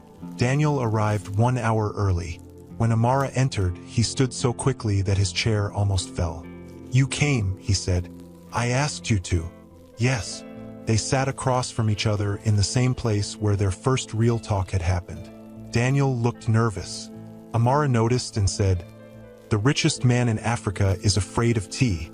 I am afraid of the woman holding it. She gave him a small smile, then became serious again. I have questions. Ask anything. For 2 hours, Daniel answered. He told her about every house, every company, every account, and every person who knew the truth. He told her about Bianca, his fear, the rented room, the old phone, and every time he nearly confessed. Amara listened. When he finished, she asked, Is there anything else? Daniel thought carefully. Yes. Her face tightened. I still own the silver ring you chose for me. It is the most important thing I have. Amara looked at his hand. He was still wearing it. You did not remove it? No. Even when I told you to go? No. She looked away so he would not see her tears. Daniel waited. After a long silence, Amara said, I am still angry. You should be. I still do not trust you fully. I will earn it. That may take years. I have years. She looked back at him. I want this marriage. Daniel stopped breathing. But I want a new beginning, she continued. Not a palace. Not guards around me. Not a life where people say yes because of your name. What do you want? A home we choose together. Work I still enjoy. And a husband who tells me the truth before I have to ask. Daniel nodded quickly. You have him. Not yet. He understood and nodded again. I will become him. Amara reached across the table and placed her hand over his. Then let us try. During those 6 months, Daniel changed in ways money could not buy. He stopped making plans for Amara without asking. Before every decision, he sat beside her and listened. Sometimes she disagreed, and he did not call Grace to prove he was right. He simply asked, What am I missing? Amara learned that trust did not return in one great moment. It returned when Daniel admitted mistakes, when he answered hard questions, and when he came home at the time he promised. On difficult nights, she remembered the wedding shock. Daniel never told her to forget it. He held her hand and said, I will keep showing you the truth. 6 months later, Amara and Daniel stood before a new building near Bright Future School. A sign above the door carried the name Hope Road Center. Amara had chosen every part of it. The center helped children stay in school, paid medical bills for poor workers, supported roadside sellers, and gave farmers tools and seeds. Daniel provided the money, but Amara led the work. Chief Bello attended the opening. He no longer spoke proudly about rich friends. He spent most of the day serving food beside the workers. Mrs. Bello welcomed every guest, including those in worn clothes. Ruth managed the children's reading room. Grace handled the legal work and often reminded Daniel not to interfere with Amara's plans. Then an old farmer arrived at the gate, leading a brown donkey. Daniel laughed and hurried forward. King, the farmer smiled. He missed the richest man he ever carried. Amara rubbed the donkey's head. So this is the hero who saved my wedding. King did the walking, Daniel said. I only held on. 1 week later, Daniel and Amara held a small second celebration beneath the same mango tree. There were no guards at the gate and no golden chairs. Workers, teachers, farmers, and children filled the yard. When it was time for the couple to arrive, the guests heard a familiar donkey cry. King entered slowly with Daniel and Amara riding together. The crowd laughed, but this laughter was warm. Daniel looked at Amara. Do you regret choosing me? She smiled and held him tighter. I regret that you lied. Daniel nodded. Fair. But I do not regret the donkey. They climbed down beneath the tree. Chief Bello welcomed Daniel with open arms. The old orange seller placed flowers in Amara's hands. Ruth began clapping, and soon everyone joined her. Daniel looked around at the people who had stood beside them when they seemed poor. Then he looked at Amara. She did not love his money. She loved the man he was still learning to become. And this time, there was nothing hidden between them. Julian Carter had never been afraid of hard work, but on the first morning he entered his mother's company as a poor delivery worker. A cup of hot coffee was thrown across his shirt. The front office went silent. Julian stood near the glass doors of Carter Crown Foods with coffee covering his faded uniform. His shoes were wet, and his delivery bag looked cheap. No one knew the company belonged to his family. The man who had thrown the coffee was Marcus Dale, the head of sales. Marcus wore a dark suit, a gold watch, and a hard smile. You bumped into me, Marcus said. Julian looked at the wide space between them. I was standing still. A few workers looked away. Others covered their mouths because they wanted to laugh. Marcus stepped closer. Are you calling me a liar? No, sir. I am saying you walked into me. A woman behind the front desk gasped. Do you know who you are speaking to? Julian knew who Marcus was. He had read his file the night before. Marcus made large sales, but workers often complained that he treated them badly. Julian lowered his eyes. I am sorry for the trouble. Marcus looked at his wet shirt. You delivery boys should learn your place. Before Julian could answer, a young woman hurried from the hallway with a clean cloth. She had kind brown eyes, a simple gray dress, and a name card that read Emma Reed. That coffee is hot, she said. Please let him clean himself. Marcus turned toward her. Did anyone ask you to speak? No, sir. Then return to your desk. Emma looked at Julian's shirt. He may be burned. I said return to your desk. Julian expected her to leave. Most workers feared Marcus. Emma stayed. Sir, he did not bump into you, she said. I saw what happened. Marcus stared at her. What did you say? Emma swallowed, but her voice stayed clear. You moved into his path. Marcus laughed. So now a junior accountant wants to teach me how to walk? No, sir. I only think it is wrong to blame him. Julian watched her. She looked afraid, yet she did not step back. Marcus pointed toward the hallway. My office. Now. Emma's face lost its color. Julian spoke before he could stop himself. She was only trying to help. Marcus turned on him. You have been here for less than 5 minutes, and you are already causing problems. I did not ask her to defend me. People like you enter good companies and forget that you should be grateful. Julian nearly smiled. His mother had built the company from one small shop, yet Marcus saw only an old uniform. A guard walked over, but Marcus stopped him. Let the boy finish. After that, he must use the workers' entrance. Emma handed Julian the cloth. Their fingers touched. Thank you, he said. I am sorry, she whispered. You did nothing wrong. Marcus heard him. Emma, my office. She followed Marcus down the hallway. A delivery manager named Owen came from the lift and took Julian's paper. You are late, Owen said. The rain slowed the bus. That is not my problem. I was told to report at 8. Owen folded the paper. Do not argue on your first day. Your name? Julian Gray. Gray had been his late father's middle name. It was also the name on the false papers his mother's lawyer had made. Owen looked him over. You do not look strong. I can carry boxes. We will see. As Owen led him toward the back, Julian remembered his talk with his mother the night before. Victoria Carter had stared at the delivery uniform across her desk. This is foolish, she had said. You told me to meet good women. I have. They meet my last name before they meet me. Her sharp eyes narrowed. Not every woman who likes comfort is bad. The last one sold our messages. Another planned our wedding after 2 dates. So your answer is to dress like a delivery worker? My answer is to see how people treat me when they think I have nothing. And you expect to find a wife inside my company? I expect to find the truth. His mother walked around the desk. What if someone honest falls in love with Julian Gray and later learns he does not exist? I will tell her before it goes too far. Victoria stayed quiet. 3 months. No special treatment, car or office.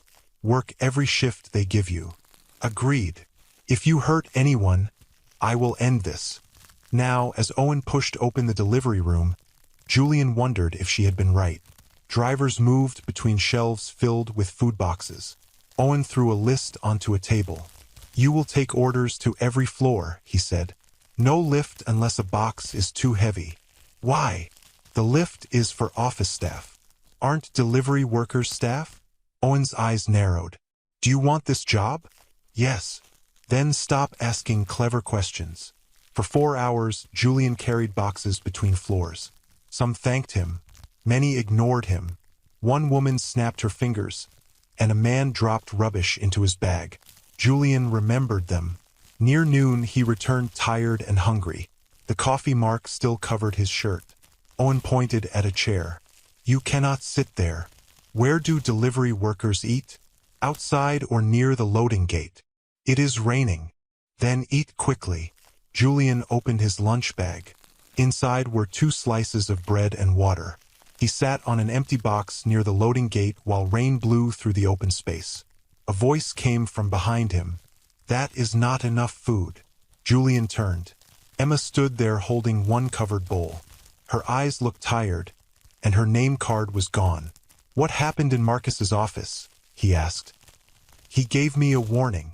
Because you told the truth? He said I embarrassed him. Emma sat beside him and offered the bowl. I cannot take your lunch, Julian said. You carried boxes all morning. Eat. Julian held the bowl but did not touch the food. Why did you defend me? Emma looked surprised. Because he was wrong. You could lose your job. I almost did. Then why risk it for a stranger? She looked toward the rain. My father was a driver. People spoke to him as if he was stupid because his clothes were old. He came home and acted like their words did not hurt, but I saw his face. Where is he now? He died 2 years ago. I am sorry. Emma nodded. After he died, I promised I would not stay quiet when someone was treated that way. Most people stayed quiet today. Most people are afraid. Were you afraid? Yes. But you still spoke. She gave him a small smile. Being afraid does not always mean you should run. Before Julian could answer, Owen stormed through the loading gate. Emma, what are you doing here? I am on my lunch break. With him. We were eating. Owen looked at the bowl. Office workers are not allowed here. There is no sign, Emma said.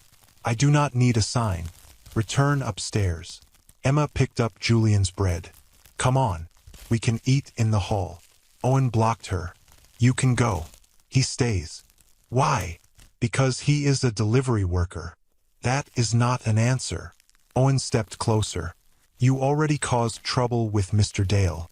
Do you want more? Julian stood. Emma, it is fine. No, it is not. Owen grabbed the bowl from Julian's hand and dropped it into a rubbish bin. Emma stared at him. Why did you do that? He is being paid to work. It is his lunch break. I decide when his break starts. Anger rose in Julian, but he forced it down. Owen pointed at Emma. Go upstairs before I report you. Report me for sharing food? For refusing an order. Emma did not move. Owen pulled out his phone. Fine. I will call Mr. Dale. Julian touched Emma's arm. Please go. She looked at him. They cannot keep treating people like this. I know. Then why are you letting them? Julian had no answer he could give without ending his disguise. Owen spoke into the phone. Mr. Dale, the new delivery boy is causing another problem. Emma Reed is involved again. Emma's face became pale. Owen listened, then smiled. Yes, sir. I understand. He ended the call. Mr. Dale wants you in his office again. This time, bring your company card. Emma's lips parted. Everyone knew what that meant. She was about to be fired. Julian watched her walk toward the door, and for the first time since starting his plan, he felt the weight of his lie. An honest woman had risked her job to protect a man she believed had nothing. He could save her with one phone call, but that call would also tell everyone who he really was. Emma stood still for 1 second after Owen told her to bring her company card. Her fingers moved to the empty place on her dress where the card had been clipped that morning. She had left it on her desk after Marcus gave her the first warning. Julian saw fear enter her face. Emma, he said, you do not have to go alone. Owen laughed. And what will you do? Carry her files? Julian ignored him. I caused this trouble. No, Emma replied. They caused it when they chose to act this way. She turned toward the door, but Julian stepped beside her. I am coming with you. Owen blocked him. Delivery workers are not allowed near the sales office unless they have a package. Julian picked up an empty box from the floor. Now I have one. Owen stared at him. You think you are funny? No. I think she should have someone there who saw what happened. Emma shook her head. Julian, please. You could lose your job too. He almost told her that no one in the building could truly fire him. Instead, he lowered his voice. Then we will both tell the truth. They walked through the hall together while Owen followed behind them. At the sales office, Marcus sat behind a wide desk. Emma's company card lay in front of him. Close the door, he said. Owen closed it. Marcus looked at Julian. Why is he here? He saw what happened, Emma answered. I did not ask you. Julian stepped forward. Mr. Owen threw her food into the rubbish bin. Emma stared at him. Because workers should not be treated like animals. Marcus smiled without warmth. Be careful. I have been careful for 2 years, she said. I arrive early. I stay late. I do work that belongs to people above me. I never complain. And today you decided to become a hero? No. Today I decided not to stay quiet. Marcus picked up her company card. Then you have made your choice. Julian felt anger rise inside him. You are firing her for sharing lunch? I am firing her for refusing orders, disrespecting managers, and creating trouble. She told the truth. Marcus looked at him. You are next. Emma moved between them. Leave him out of this. You brought him into my office. You told me to come. I told you to bring your card. Not a poor man who cannot understand his place. Julian's jaw tightened. Emma placed both hands on the desk. Give me one real reason why I should lose my job. Marcus stood. Because I said so. My mother needs medicine, she said. My brother's school fees are due next week. I am not asking for pity. I am asking you to judge my work. Marcus looked away. Your family problems are not my concern. They were not your concern when you made me work 3 weekends without extra pay. Marcus pointed at her. Do not accuse me. I have the messages. His face changed for a moment. Marcus pushed the company card across the desk. You are suspended until the end of the week. Human Resources will decide what happens next. Emma picked up the card. And until then, you will not be paid. Julian spoke carefully. Can she appeal? Marcus laughed. You learned that word somewhere? Can she? Yes, but the review may take a month. Emma looked at Julian. It is fine. No, it is not. Marcus pointed toward the door. Both of you out. Outside the office, Emma leaned against the wall and closed her eyes. I am sorry, Julian said. For what? For being the reason this happened. She opened her eyes. You did not throw the coffee. You did not throw away my food. You did not suspend me. I could have stayed quiet. So could I. But you need this job. So do you. You think I need it more. Emma gave him a tired smile. Do you not? He could not answer honestly. If you're enjoying this video so far, consider subscribing to my small channel. My wife promised to make me a chocolate chip cookies if I hit 100,000 subscribers before the end of 2026. So it would mean the world to me. That's it, and thanks for listening this far. Now let's continue. Emma left the building with Julian beside her. At least take this, Julian said, holding out his bread. Emma pushed it back. You have not eaten. Neither have you. Emma opened her bag and removed another wrapped piece of bread. You had more food? Julian asked. I kept this for later. For yourself. For my brother. Then do not give it to me. He can eat at school today. Julian stared at her. You were going to give me food meant for him? You looked hungry. That is not a good reason. It is enough for me. She broke the bread in half and placed one piece in his hand. They ate while rain blew against their clothes. Tell me about your family, he said. Emma looked toward the road. My mother became sick last year. Some days she can stand. Some days she cannot leave bed. What does she need? Medicine, tests, and more rest than life gives her. And your brother? Eli is 12. He thinks he is old enough to quit school and work. What do you tell him? That he is not. Your father would be proud of you, he said. Emma swallowed. I hope so. A bus stopped near the gate. I should go home, she said. I need to explain why I may not be paid. Julian wanted to give her money. He had enough in one hidden account to pay for her mother's care for life. But Emma believed he was a poor worker. A sudden gift would expose him. Wait here, he said. Why? I forgot something. He ran back into the building and entered a quiet storage room. Victoria answered at once. You are not meant to call during work. Emma Reed has been suspended. Who is Emma Reed? A junior accountant. She defended me after Marcus threw coffee on me. There was a pause. Why was she suspended? For sharing her lunch and refusing to let Owen treat me badly. Are you asking me to save her? I am asking you to make Human Resources review the case today. That sounds like special treatment. No. Special treatment is allowing Marcus to punish someone because she told the truth. Mother. She supports a sick parent and a young brother. She may lose a week of pay. You have known her for one morning. That is long enough to know she did not deserve this. Victoria sighed. I will order a review, but your name stays out of it. Thank you. Julian. Remember why you went there? I do. You are looking for truth, not trying to control every hard moment. This is not control. It may become that. When Julian returned outside, Emma was gone. He searched the gate and saw the bus pulling away. The next morning, Julian arrived before sunrise. He expected Emma's desk to be empty. Instead, she stood near the front office holding her company card. You are back, he said. She smiled in surprise. Human Resources called last night. They reviewed the cameras and canceled my suspension. That was fast. They also warned Marcus and Owen. Then the company did something right. I do not know who asked for the review. Maybe I was lucky. Julian looked away. Maybe someone believed you. She opened her bag and handed him a small food box. What is this? He asked. Lunch. For me. You gave me half your bread yesterday. That bread was terrible. She laughed.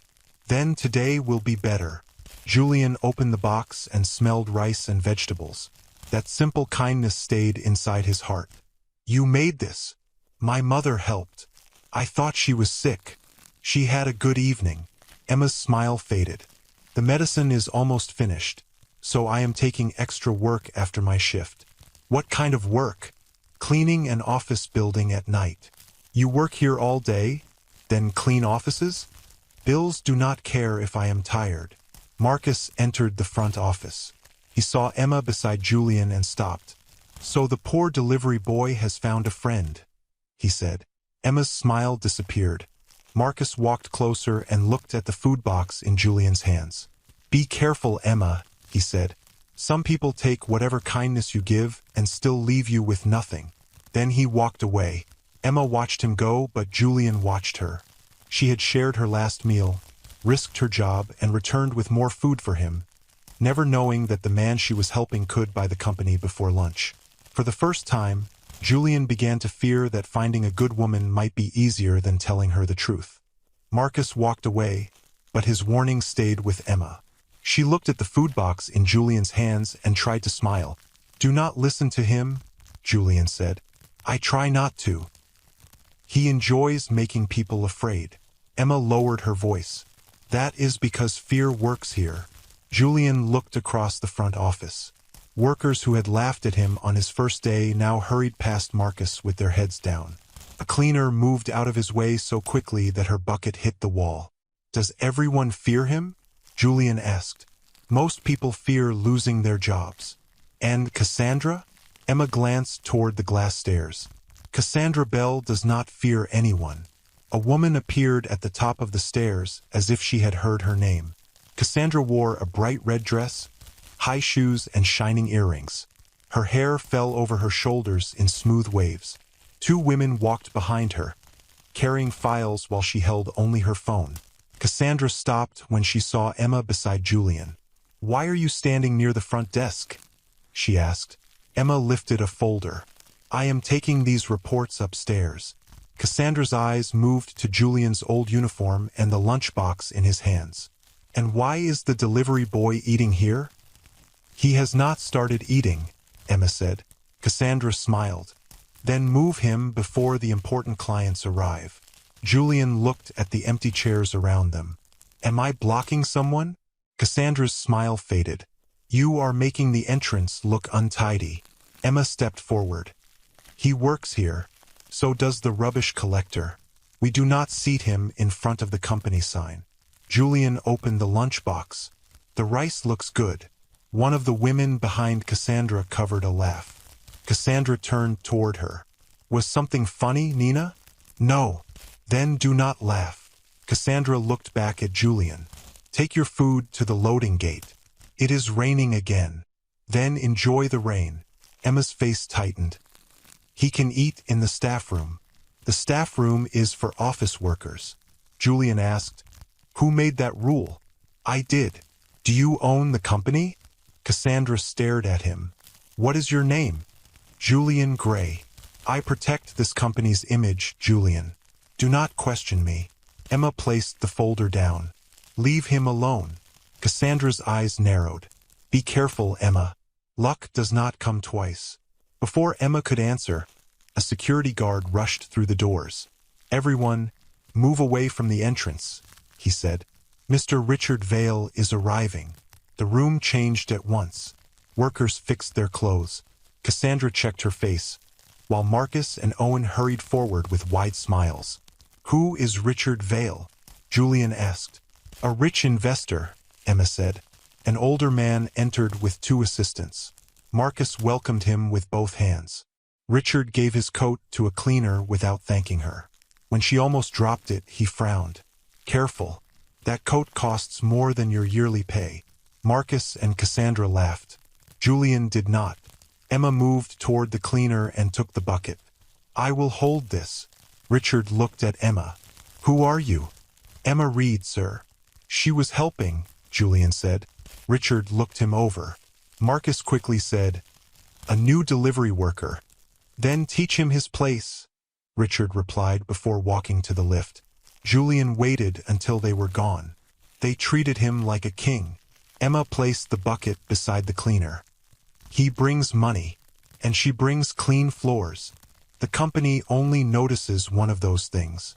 The cleaner whispered, Thank you, Miss Emma. Emma smiled. You are welcome. Julian looked at her, and the fear inside him grew stronger. Every kind act made his secret feel worse. Later that afternoon, the workers were called into the main meeting room. Julian entered carrying water bottles. Owen pointed him toward the wall. Stand there and stay quiet. At the front, Marcus smiled beside Cassandra. We have exciting news, Marcus said. Mrs. Victoria Carter will hold a company charity gala next month. The workers clapped. Cassandra raised her hand. Will her son attend? The room became quiet. Marcus smiled. There is a strong chance. Whispers moved through the workers. Julian kept his face still. A woman whispered that Victoria's son was young, handsome, and looking for a wife. Cassandra faced Marcus. Will he attend? His private life is not our business, Marcus said. But he may come. Cassandra sat straighter. Then the gala must be perfect. Nina whispered, Imagine marrying the future owner. Cassandra smiled. Some women are born for that life. Emma heard her. What life? A life without counting coins before buying food. There is nothing wrong with wanting comfort, Emma said. Cassandra looked surprised. At last, you say something wise. Emma continued. But marrying someone only because he is rich is not comfort. It is a deal. Cassandra laughed. Poor people say money does not matter because they do not have any. Emma held her gaze. Money matters, pays rent and buys medicine. But it cannot tell you if a person is kind. It can buy a kind life. No, can buy a soft bed. The person beside you may still make every night painful. Julian stopped moving. Cassandra noticed him listening. Why are you standing there? I am giving out water. You finished. One person has none. Then hand it over and leave. Julian placed the last bottle before Emma. After the meeting, workers crowded around Cassandra to discuss dresses and the gala. If Mrs. Carter's son comes, I will make sure he notices me, Cassandra said. Nina smiled. How? Men notice beauty first. What if he wants a kind woman? Another asked. Cassandra looked toward Emma. Then I will pretend to be kind. The women laughed. Julian heard every word. Emma gathered empty papers from the table. Do you really think lying is funny? Cassandra faced her. You think being honest will bring a rich man to your door? I am not waiting for one. Of course not. You have your delivery boy. Emma's cheeks became red. Julian is my friend. A friend who eats your lunch because he cannot buy his own. Julian stepped between them. Do not speak to her that way. Cassandra smiled. Look at that. The poor hero has found his voice. I always had one. Then use it to ask for better shoes. Some workers laughed until Emma looked at them. Then they stopped. Cassandra pointed at Julian. He is standing in a company owned by billionaires while wearing shoes with holes. And he still works harder than many people here, Emma replied. You know him for 2 days. That is long enough to see how people treat him. Cassandra moved closer. You want advice? Stop defending men who cannot help you. Life is hard enough. Emma's voice became softer but stronger. My father had little money. He was still the best man I knew. And where did that goodness leave you? Pain crossed Emma's face. Cassandra, Julian warned. She ignored him. You work all day and clean offices at night. Maybe your father should have cared more about money. Emma's eyes filled, but she did not look away. My father worked until his body failed, she said. Do not use his death to make yourself feel important. Cassandra's smile disappeared. Emma picked up the papers. You may marry the richest man alive one day, but if you keep treating people like this, you will still be poor where it matters. She walked out. Julian followed her and found her wiping her eyes near the stairs. I am sorry, he said. You did not say it. I should have stopped her sooner. You tried. She was cruel. She was honest about how she sees people. Julian looked through the glass wall at Cassandra and the workers around her. Would you truly not care if a man was rich? He asked. Emma gave him a tired look. I would care if he lied, cheated, or treated people badly. Money would not fix those things. And if he was poor, I would ask the same questions. What questions? Does he work? Does he tell the truth? Does he respect people when no one important is watching? Julian felt the last question like a hand around his chest. He had come to the company seeking honesty, and now honesty stood before him, making his own life feel heavier. Emma looked at his face. Why are you asking? No reason. She gave him the empty lunchbox. Bring this back tomorrow. You trust me with it? It is only a box. To Emma, it was only a box. To Julian, it was the first small thing she trusted him to hold. Behind the glass, Cassandra was already planning how to win the billionaire's son. She did not know he stood only a few steps away, dressed as the poor delivery worker she had just mocked. And Julian could not stop thinking about the woman who had defended him again. Julian held the empty lunchbox in both hands as Emma walked away. The box was small, made of cheap plastic, and one corner had been fixed with clear tape. He stared at it longer than he should have. The next morning he washed it, dried it, and brought it back with 2 fresh rolls inside. Emma opened the box and frowned. What is this? Breakfast. You were meant to return the box. I did. With food. You gave me lunch twice. That does not mean you must repay me. Julian smiled. Then do not call it payment. What should I call it? A bad attempt at cooking. Emma lifted one roll and looked at it. You made this. I bought it. I knew it looked too safe. Then Owen shouted from the loading gate. Julian, move. Those boxes will not carry themselves. Julian took the box from Emma's hands. Keep the food. I will see you later. He carried orders from floor to floor until his arms hurt. Near noon, he found Emma waiting beside the back stairs. I have something for you, she said. Julian looked at the paper in her hand. Another lunch? A job. He read the page. A small flower shop needed someone to deliver orders in the evenings. You found this for me? You said the delivery pay here was small. Emma continued. The owner is a friend of my mother. She needs help 3 nights each week. Do you think I need 2 jobs? She gave him a careful look. Your shoes have holes. And yesterday you counted coins before buying water. Emma added. I am managing, he said. I know. That is why I did not offer you money. You thought about it? Yes, but you would refuse. I would. So take the job instead. Julian folded the paper. What if I already have other plans in the evening? Emma's face changed. Then forget it. He saw disappointment in her eyes and quickly said, I mean, what time does it start? 6. I can do it. Her smile returned. Good. I told Mrs. Lane you were honest. You told her that before asking me? I watched you return a coin that fell from Owen's pocket. He did not thank me. That did not make it less honest. Julian felt the weight of his secret again. Emma trusted him because she believed he told the truth. Yet even his name was false. That evening, Emma walked with him to the flower shop. It stood on a quiet street between a bakery and a repair store. Mrs. Lane was a round woman with bright eyes and a loud voice. So this is the young man? She asked. Yes, Emma said. Mrs. Lane looked Julian over.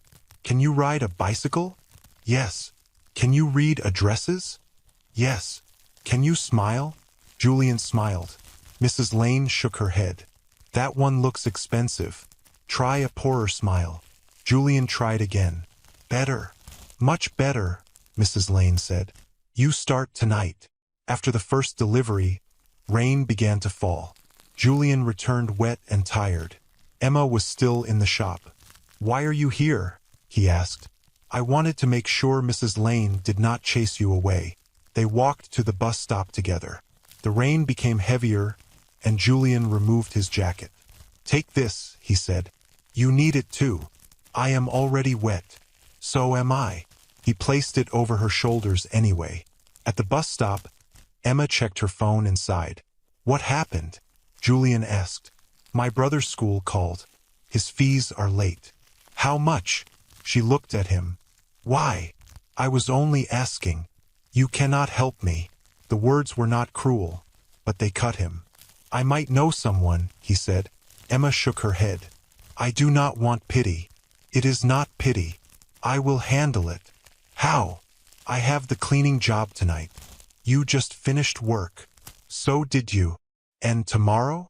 I will work again. Julian looked at her tired face. You cannot keep doing this. People do what they must. The bus arrived. Emma climbed on, then turned. Do not be late tomorrow, delivery boy. I will try, accountant girl. Over the next 2 weeks, they spent more time together. Julian worked at the company during the day and at the flower shop some evenings, even though he had no need for the money. He did it because Emma had found the job for him and because he liked walking her to the bus stop afterward. She told him stories about Eli hiding broken school shoes so she would not worry. Julian told her about his father, but he changed the large house into a small one and the family company into a simple shop. Each lie made the next one easier to say and harder to carry. One evening, Emma saw him staring at an expensive watch in a store window. You like it? She asked. It is fine. It costs more than both of us earn in a year. I was only looking. Julian laughed. I do not need a watch. Everyone needs to know when they are late. At a street stall, she bought him a simple black watch. Julian stared at it. I cannot take this. It was cheap. That does not matter. It matters to me. You helped Mrs. Lane carry flower pots after your shift. So this is a thank you gift. He let her fasten it around his wrist. At home, he had watches locked in a drawer that were worth more than the entire stall. None of them had ever made him feel the way this one did. The next day, Cassandra noticed it. That looks terrible, she said. Emma answered, I bought it. Cassandra smiled. Then it suits him. Julian started to speak, but Emma touched his arm. Do not waste your breath. Cassandra walked away. Julian looked at Emma's hand on his sleeve. You always stop me before I say something dangerous. That is because your mouth does not know you are poor. He almost laughed, but the words hurt. That night, Victoria called him to her office after everyone had left. Julian entered through a private door and removed his delivery cap. His mother looked at the cheap watch. Where did that come from? Emma gave it to me. Victoria leaned back. The same Emma who shared her food? Yes. The same Emma whose job you saved? She does not know that. And now she believes you need extra work. She found me a job at a flower shop. Victoria stared at him. Did you take it? Yes. Julian, you own part of this company. I know. You have drivers, houses, and more money than you could spend. Yet that woman thinks you count coins for water. I needed the disguise to be real. A disguise becomes a lie when another person builds trust on it. Julian looked away. Victoria continued, Do you care about her? Yes. How much? More than I planned. Then tell her. I cannot yet. Why? Because the moment I tell her, I will never know if her feelings stay the same. Victoria stood. You already know what she is like. She gave you food meant for her brother. She risked her job for you. What more must she prove? Julian's voice dropped. I need more time. You do not need time. You are afraid. He looked at his mother. What if I lose her? You may lose her because you waited. Julian touched the cheap watch. I will tell her after the gala. Victoria's face became hard. That event is still 3 weeks away. I know. Every day you wait. She trusts a man who does not exist. Julian Gray is still me. No. He is only the part of you that you chose to show. His mother walked closer. Finding a good wife is not a game. You cannot test someone's heart while hiding your own life. Julian said nothing. Victoria looked at the watch again. That gift cost her little money, but it may have cost her food, sleep, or bus fare. Do not wear it proudly while lying to the woman who gave it. The words followed Julian all the way home. The next morning, Emma was waiting near the loading gate with 2 cups of tea. You look tired, she said. I did not sleep. Were you worried about money? Julian looked at her kind face and almost told her everything. Then Marcus appeared at the end of the hall. Julian, move those boxes now. Julian turned back to Emma. There is something I need to tell you, he said. Emma's smile faded. Is something wrong? He opened his mouth, but fear stopped him. Not yet, he said. I will tell you soon. Emma handed him the tea. All right, I trust you. That simple answer hurt more than any insult he had heard since entering the company. Emma's words stayed with Julian for the next 3 weeks. I trust you. Every time she smiled at him, he remembered that she trusted a name that was not real. He planned to tell her before the gala, but each day he found another reason to wait. One day her mother became worse. Another day Eli was sent home because his school fees were late. Julian helped at the flower shop, carried boxes at work, and walked Emma to the bus stop, but the truth remained inside him. On the morning of the gala, Carter Crown Foods looked different. Gold cloth covered the walls. White flowers stood near every door. Workers rushed through the halls carrying glasses, lights, and tables. Marcus pointed at Julian. Do not touch anything expensive. Julian held a box of plates. Then who should carry this? Someone who can pay if it breaks. Owen laughed beside him. Emma walked over with a list in her hand. She wore a simple blue dress instead of her work clothes. Julian stared for a second. What? She asked. You look nice. Emma looked at his faded delivery uniform. Thank you. You look exactly the same. Owen said delivery workers must wear their uniforms. Her smile disappeared. Everyone else was told to dress well. Marcus heard her. The guests should know who serves and who belongs. Julian's jaw tightened. I work here. Marcus smiled. You deliver boxes. Do not confuse that with importance. Emma stepped forward, but Julian touched her arm. Not today, he said. Marcus walked away. Emma looked at him. Why do you keep letting them speak to you like that? Because people reveal more when they believe there is no price for being cruel. That sounds like something a rich old man would say. Julian gave a weak laugh. Maybe I heard it somewhere. By evening, costly cars filled the road outside. Business leaders, actors, and city officers entered the hall. Workers who usually ignored the cleaners now smiled at every well-dressed guest. Victoria Carter arrived last. The hall became silent when she entered in a dark green dress. Her silver hair was pulled back, and guards walked on both sides of her. She looked toward Julian for only 1 second, then continued to the front. Emma leaned close. Have you ever seen her before? Only in pictures. She looks frightening. She can be. Emma frowned.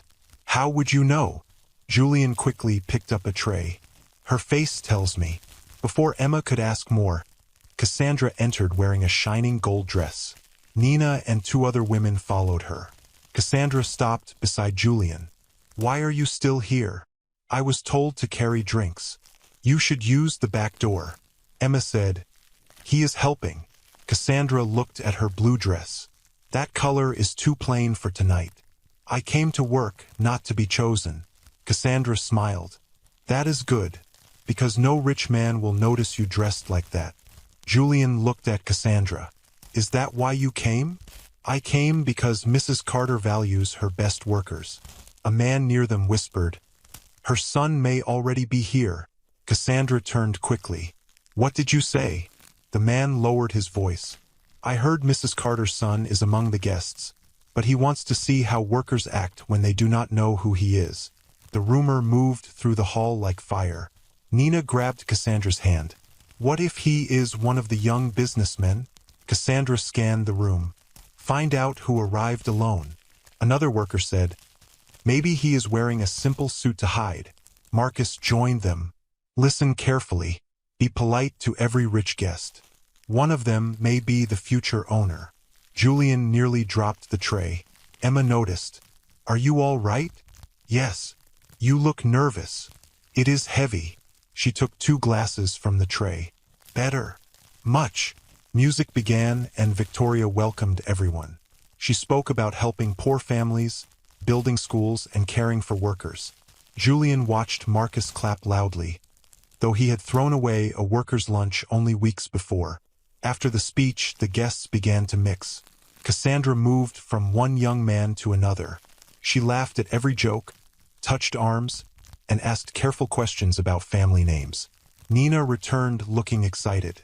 The man near the window owns 3 hotels. Cassandra looked at him. Too old. There is another near the stage. His father owns a bank. Already married. What about the tall man in gray? Cassandra watched him. Find out his last name. Emma shook her head. This is embarrassing. Cassandra heard her. At least I am trying to change my life. By hunting a man you have never met? By using my chance. Emma looked at Julian. Some chances should be left alone. Cassandra followed her eyes and laughed. You really like him? Emma's face turned red. He is my friend. A friend in a dirty uniform.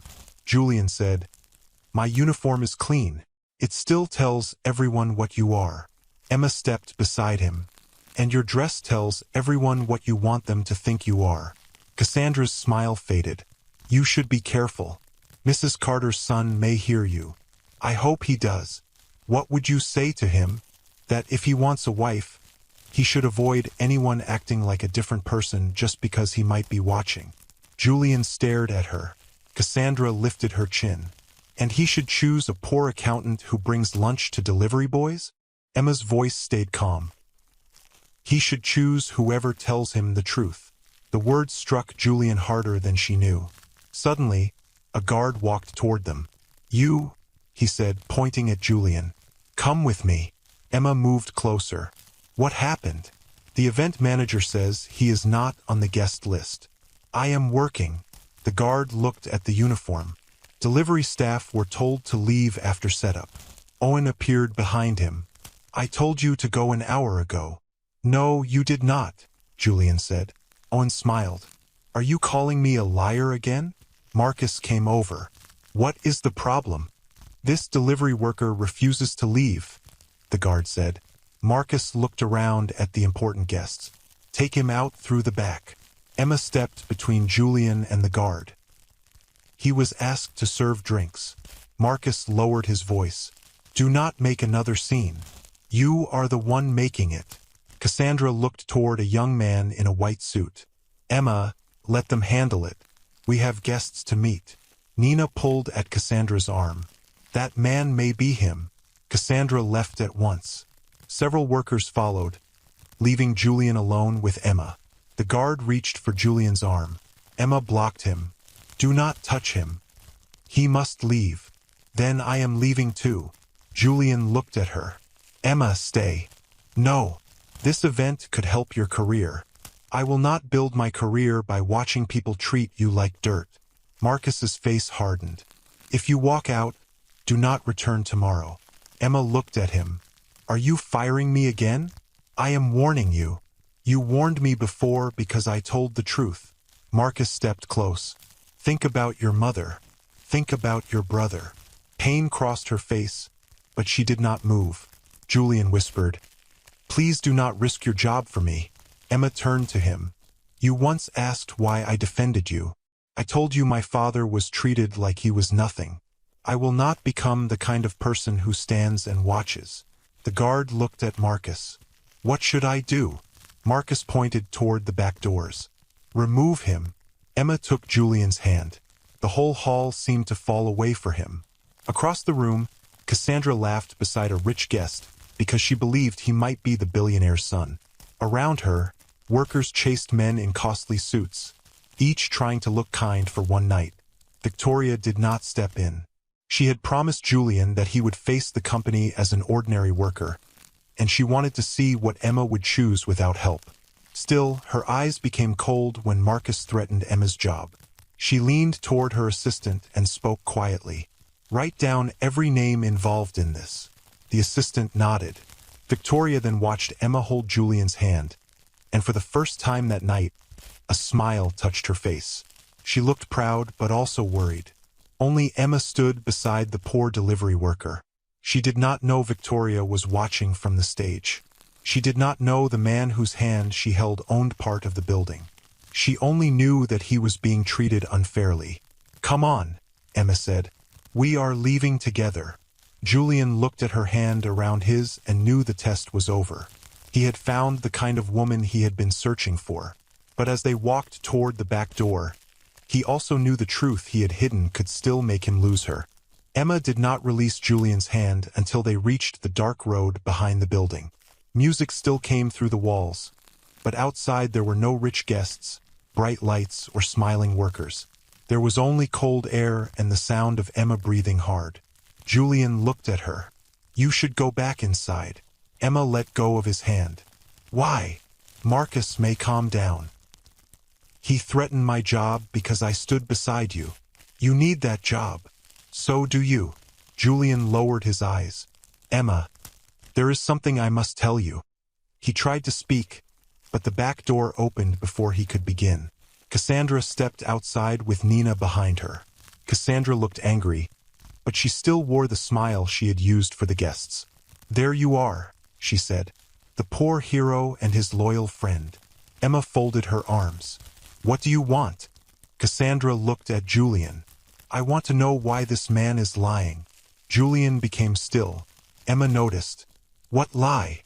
Cassandra held up her phone. I asked human resources about him. Julian's voice became firm. Why? Because people who appear from nowhere usually have something to hide. Emma stepped closer. He works here. That is what I thought. Then I checked the full staff list. Nina looked nervous. Cassandra, maybe we should go back. No. Emma deserves to hear this. Cassandra turned the phone toward Emma. There is no Julian Gray in the staff system. Emma frowned. That cannot be true. It is true. His card number belongs to a worker who left last year. Julian's heart dropped. Emma looked at him. Tell her she is wrong. Julian opened his mouth. Cassandra smiled. He cannot. Julian? Emma asked. He stepped toward her. I can explain. That means I am right, Cassandra said. Emma's face changed. Is Julian Gray your real name? Julian looked toward Cassandra and Nina. This is private. No, Emma said. Answer me. Her eyes widened. So it is not your name. There is a reason. Cassandra moved closer. He could be a criminal. I am not, Julian said. Then who are you? Cassandra asked. Julian looked at Emma. Please give me 10 minutes alone with you. Emma stared at him. You told me you had no secrets that could hurt me. I said I needed to tell you something. You said soon. I was going to tell you tonight. Cassandra shook her head. He was leaving through the back door. He was never going to tell you. Julian turned on her. You know nothing. I know your name is false. Your home address belongs to an empty building. The number on your work file was disconnected 2 years ago. Emma stepped back. Your address is false too?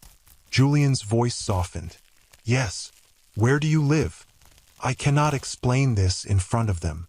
Why did you lie? Julian looked at the woman who had fed him and found him work. Every answer would destroy the poor man she believed he was. I wanted to know how people would treat me, he said. Emma shook her head. What does that mean? Before he could answer, Victoria's assistant appeared at the door. Mr. Gray, she said carefully. Mrs. Carter needs to speak with you. Cassandra's eyes widened. Mrs. Carter knows him? The assistant corrected herself. She wants to speak to all workers involved. Julian looked at Emma. Wait here. I will come back and tell you everything. Emma laughed once without joy. You keep asking me to wait. You have 10 minutes. Julian followed the assistant inside. Cassandra watched him go, then turned to Emma. Do you still trust him? Emma looked toward the door. I do not know. You should call the police. He said he is not a criminal. And you believe him because he ate your food? Emma's eyes hardened. Do not act as if you care about me. I care about this company. No, you care about finding the biggest secret. Emma walked back inside. She followed the hallway, keeping far enough behind Julian and the assistant so they would not see her. They entered a quiet office near the main hall. The door did not close fully. Emma stopped outside. Victoria stood near the window. Julian faced her with his delivery cap in his hands.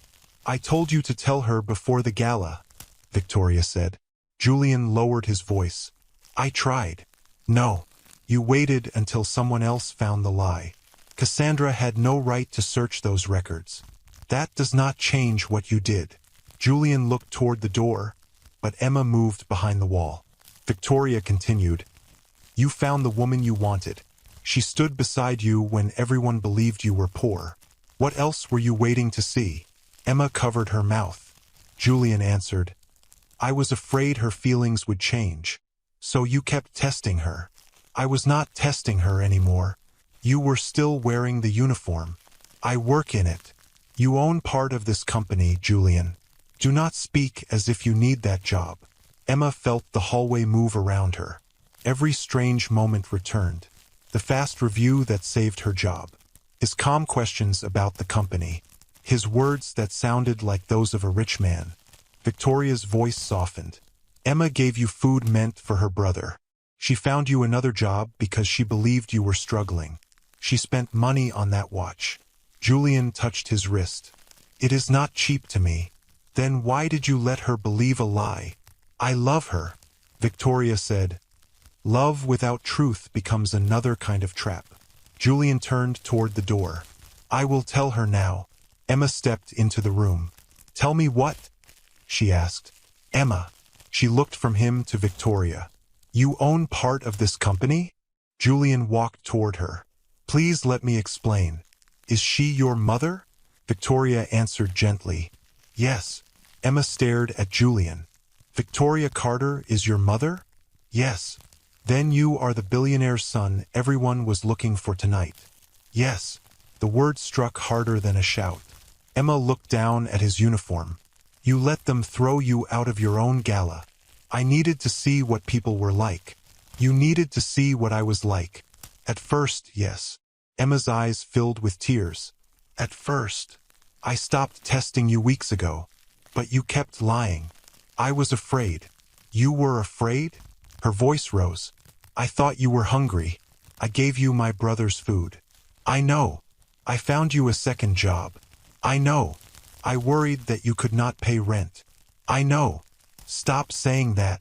Emma pointed to the watch on his wrist. I counted coins before buying that.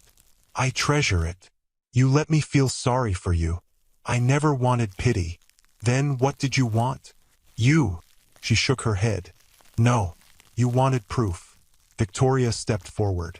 Emma, he was wrong. Emma looked at her. You knew everything. Yes. You ordered the review that saved my job. Victoria nodded. Julian asked me to. Emma turned back to him. Even my luck was part of your secret. I could not let Marcus fire you. You could have told the truth. I thought I would lose you. You never gave me the choice to know you. Julian's eyes became wet. I am still the man who walked you to the bus and worked at the flower shop. No, that man needed help. You were acting. My feelings were not an act. But my choices were based on one. He reached for her hand. Emma stepped away. Do not. Please, Emma. You watched me struggle while you could buy the building where I clean at night. I wanted to help. Then why didn't you? Because sudden money would expose me. So protecting your test mattered more than my pain. That is not true. It feels true. Julian looked at his mother, but Victoria said nothing. This was his truth to face. Emma removed her company card and placed it on the desk. What are you doing? Julian asked. I cannot stay here tonight. You do not have to leave your job. I am not leaving my job. I am leaving you. The words cut through him. Emma, give me one chance. She wiped her tears. I gave Julian Gray many chances. He is part of me. No.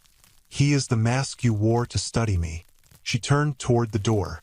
Julian followed. I love you. Emma stopped, but she did not turn around. You may love me, she said, but you did not trust me enough to let me choose the truth.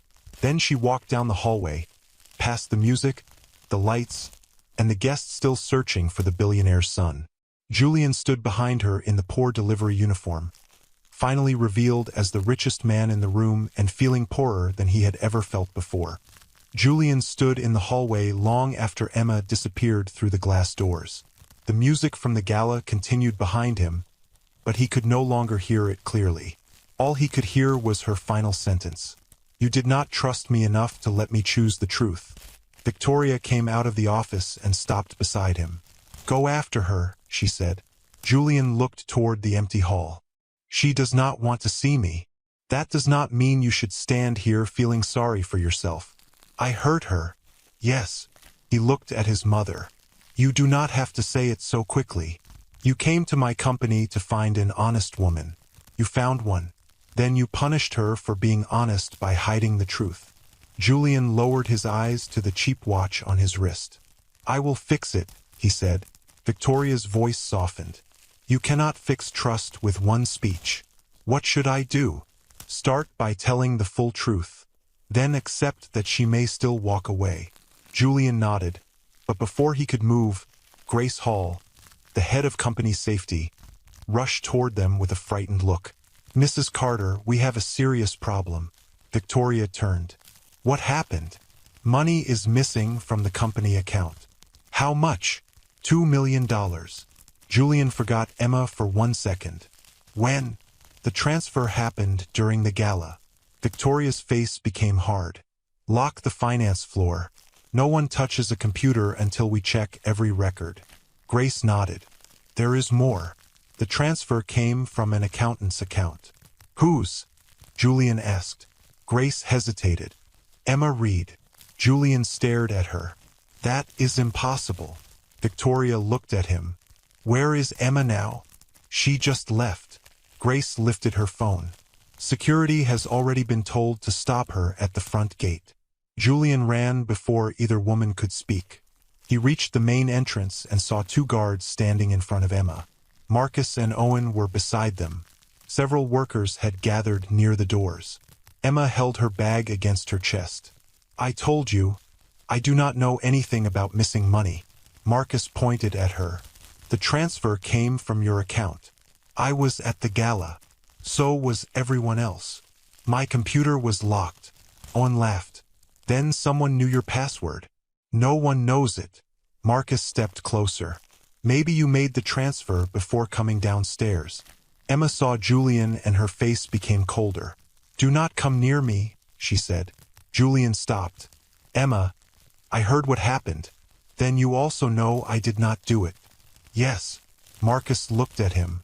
This is company business. Delivery workers should stay out of it. Julian almost told him the disguise was over, but Victoria appeared behind him. "Everyone stays," she said. The workers became silent. Victoria walked toward Emma. "Did you move money from the company account?" "No, ma'am." "Did you give your password to anyone?" "No." "Did you leave your desk during the day?" "Yes. I worked in the gala hall for several hours." Marcus folded his arms. That gave her time to make the transfer before the event. Emma looked at him. "Why are you so sure it was me?" "Because the records show your name. Records can be changed." Marcus smiled. "Now the poor accountant understands computers?" Emma's face tightened. "I understand that you already decided I am guilty." Julian looked at Marcus. Something about his calm smile felt wrong. "Show me the record," Julian said. Marcus laughed. "Why would I show you anything?" Victoria spoke without looking at him. "Show him." Marcus's smile disappeared. "Mrs. Carter, this man is only a delivery worker. I gave an order." Grace handed Julian a tablet. The record showed Emma's name, work number, and password. It also showed that the money had been sent to an empty company outside the country. Grace opened a page. The transfer was approved from Emma's computer. Emma shook her head. "That computer was not with me." Marcus shrugged. "A person can prepare a payment and send it later." "Can that happen?" Julian asked. Grace nodded. "Yes, but the system records when it was prepared." "Show us." Marcus stepped between them. "We do not have time." Victoria's eyes became cold. "Move." Marcus obeyed. Grace searched the record. The payment was prepared at 7:40. Emma looked around. At 7:40, I was carrying guest lists with workers. "Who?" Julian asked. Emma pointed near the lift. "Sarah and David." Sarah looked down. David moved behind another worker. "You both saw her," Julian said. Sarah whispered, "I do not want trouble." "The truth is not trouble," Emma replied. David shook his head. "I was busy. I cannot be sure." Emma stared at him. "You asked me to hold half the lists." David said nothing. Julian saw the fear Marcus had built. Even people who knew Emma was innocent were afraid to speak. Julian studied the time. "This says the transfer happened at 8:15. "Yes," Grace said. Emma shook her head. "At 8:15, I was beside the back door with Julian." Several workers looked away. Julian faced them. "You saw her there." No one answered. Cassandra stood near the stairs with Nina. Julian looked at her. "You spoke to Emma at that time," he said. Cassandra crossed her arms. "I do not remember the exact time.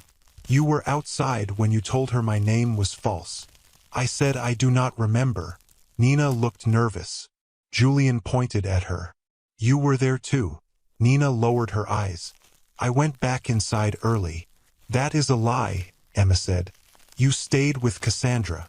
Marcus raised one hand. "This is wasting time. The police should handle it." Emma stared at him. "You called the police already?" "They are on their way." Victoria looked at Grace. "I did not order that." Grace shook her head. "Neither did I." Marcus spoke quickly. "I called because money was stolen." Julian stepped closer to him. "Before the company finished checking? The evidence is clear." "No," Julian said. "It is easy." Marcus frowned.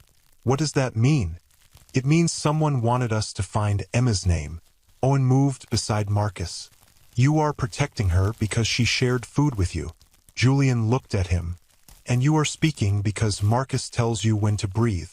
Owen's face turned red. The front doors opened, and two police officers entered. One held a small black bag while the other carried papers. "Who is Emma Reed?" the taller officer asked. Emma slowly raised her hand. "I am. We have a report that you moved company money without permission." "I did not."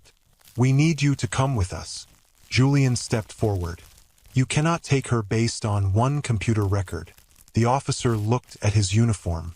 "Who are you?" Julian paused. Marcus answered for him. "No one important." Emma looked at Julian, pain crossing her face again. The officer turned back to her.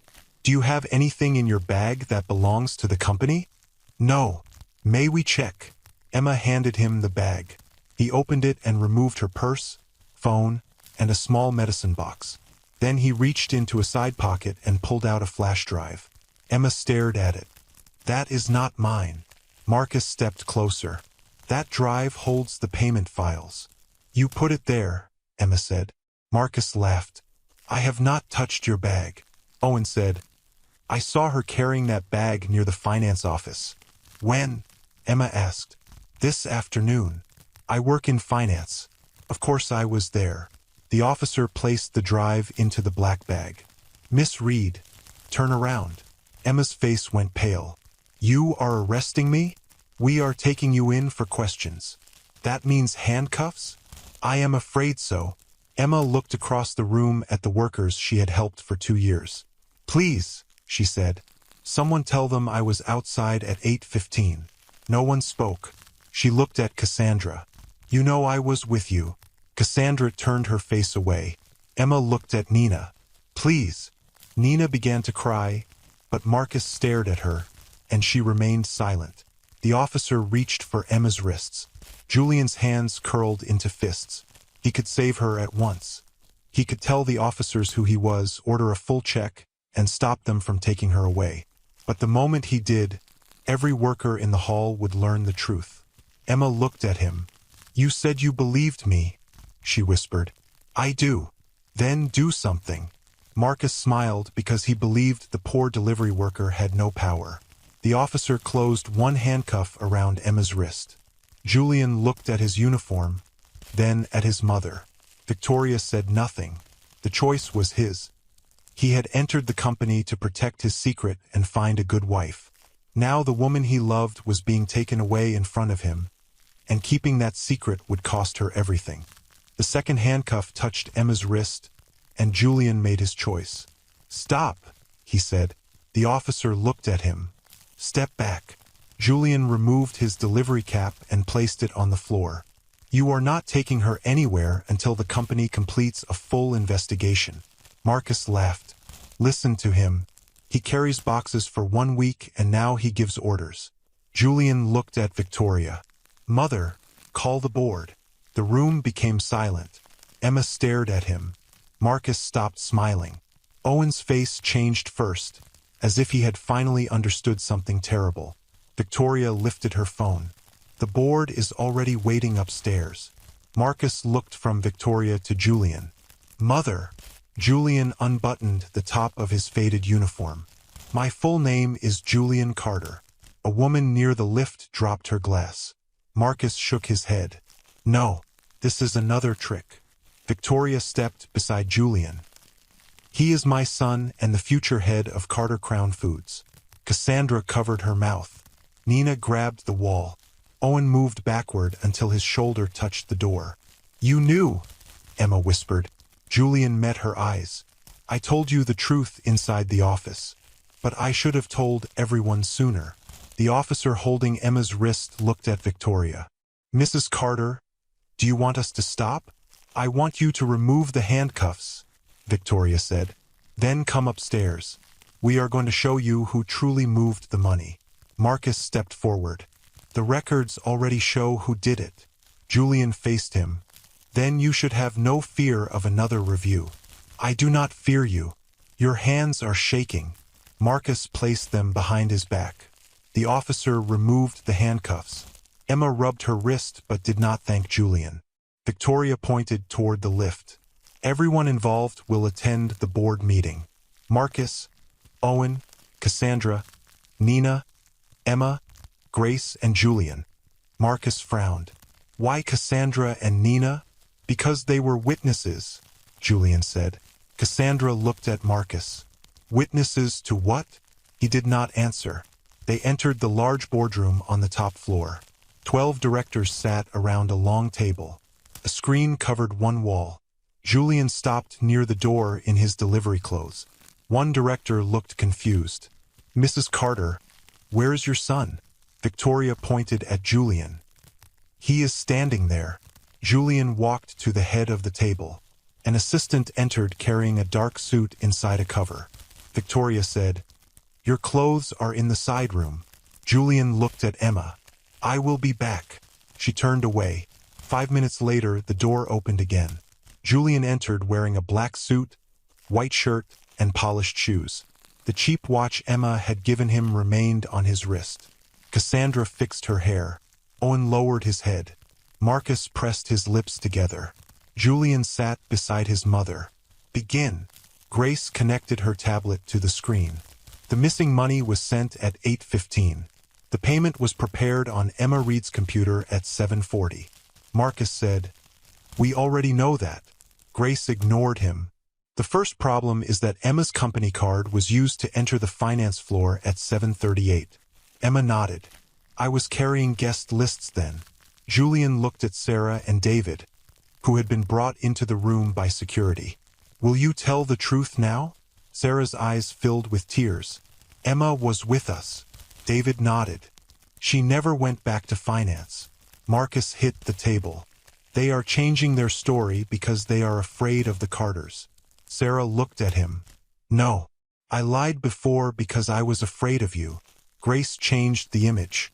The hall camera shows Emma beside Sarah and David from 7:26 until 7:52. Emma closed her eyes for 1 second. Julian asked, "Then who used her card?" Grace played another video. A person wearing a cleaner's coat entered the finance floor with Emma's card. The hood covered the person's face. Owen leaned forward. "You cannot see who that is." "Not in this video," Grace said. She played a second recording from the loading gate. It showed Owen taking a cleaner's coat from a storage hook at 7:20. The room turned toward him. Owen stood. "That proves nothing." Grace froze the screen. "The coat has a tear near the left pocket." She returned to the first video and enlarged the figure entering finance. The same tear was visible. Owen's face became pale. Marcus spoke quickly. Perhaps Owen was helping with the event. Julian asked, "By hiding his face and using Emma's card?" Owen looked at Marcus. "You said the cameras were off." The room fell silent. Marcus rose. "Be quiet." Owen realized what he had said. Julian leaned forward. "Who told you the cameras were off?" Owen looked at the floor. "Answer him," Victoria said. Owen's voice shook. "Marcus." Marcus pointed at him. "He is lying to save himself." Grace opened another file. At 7:12, Marcus sent Owen a message. It said, "Use the card, prepare the transfer, and leave the drive in her bag." Emma stared at Marcus. Marcus laughed once. "Anyone can create a message." "The message came from your company phone," Grace said. "It was deleted, but our safety system kept a copy." Julian looked at Emma. "The flash drive was placed in your bag during the gala." Grace played another video. Marcus stood beside Emma's chair while she was near the back door with Julian. He bent over her bag for 4 seconds, then walked away. Emma's face filled with anger. "You put it there." Marcus looked around the room. "I was looking for a guest list." "In the side pocket of my bag?" Marcus had no answer. Grace continued, "The empty company that received the money was created 6 months ago. Its owner is listed as a man named Peter Dale." Julian looked at Marcus. "Your brother." Marcus's face hardened. "My brother owns many companies. This one has no office, no workers, and no business," Grace said. Victoria placed both hands on the table. "Why did you steal from my company?" Marcus looked toward the directors. "You cannot prove I planned it." Julian stood. "We can." He pressed a button on the tablet. A sound recording filled the room.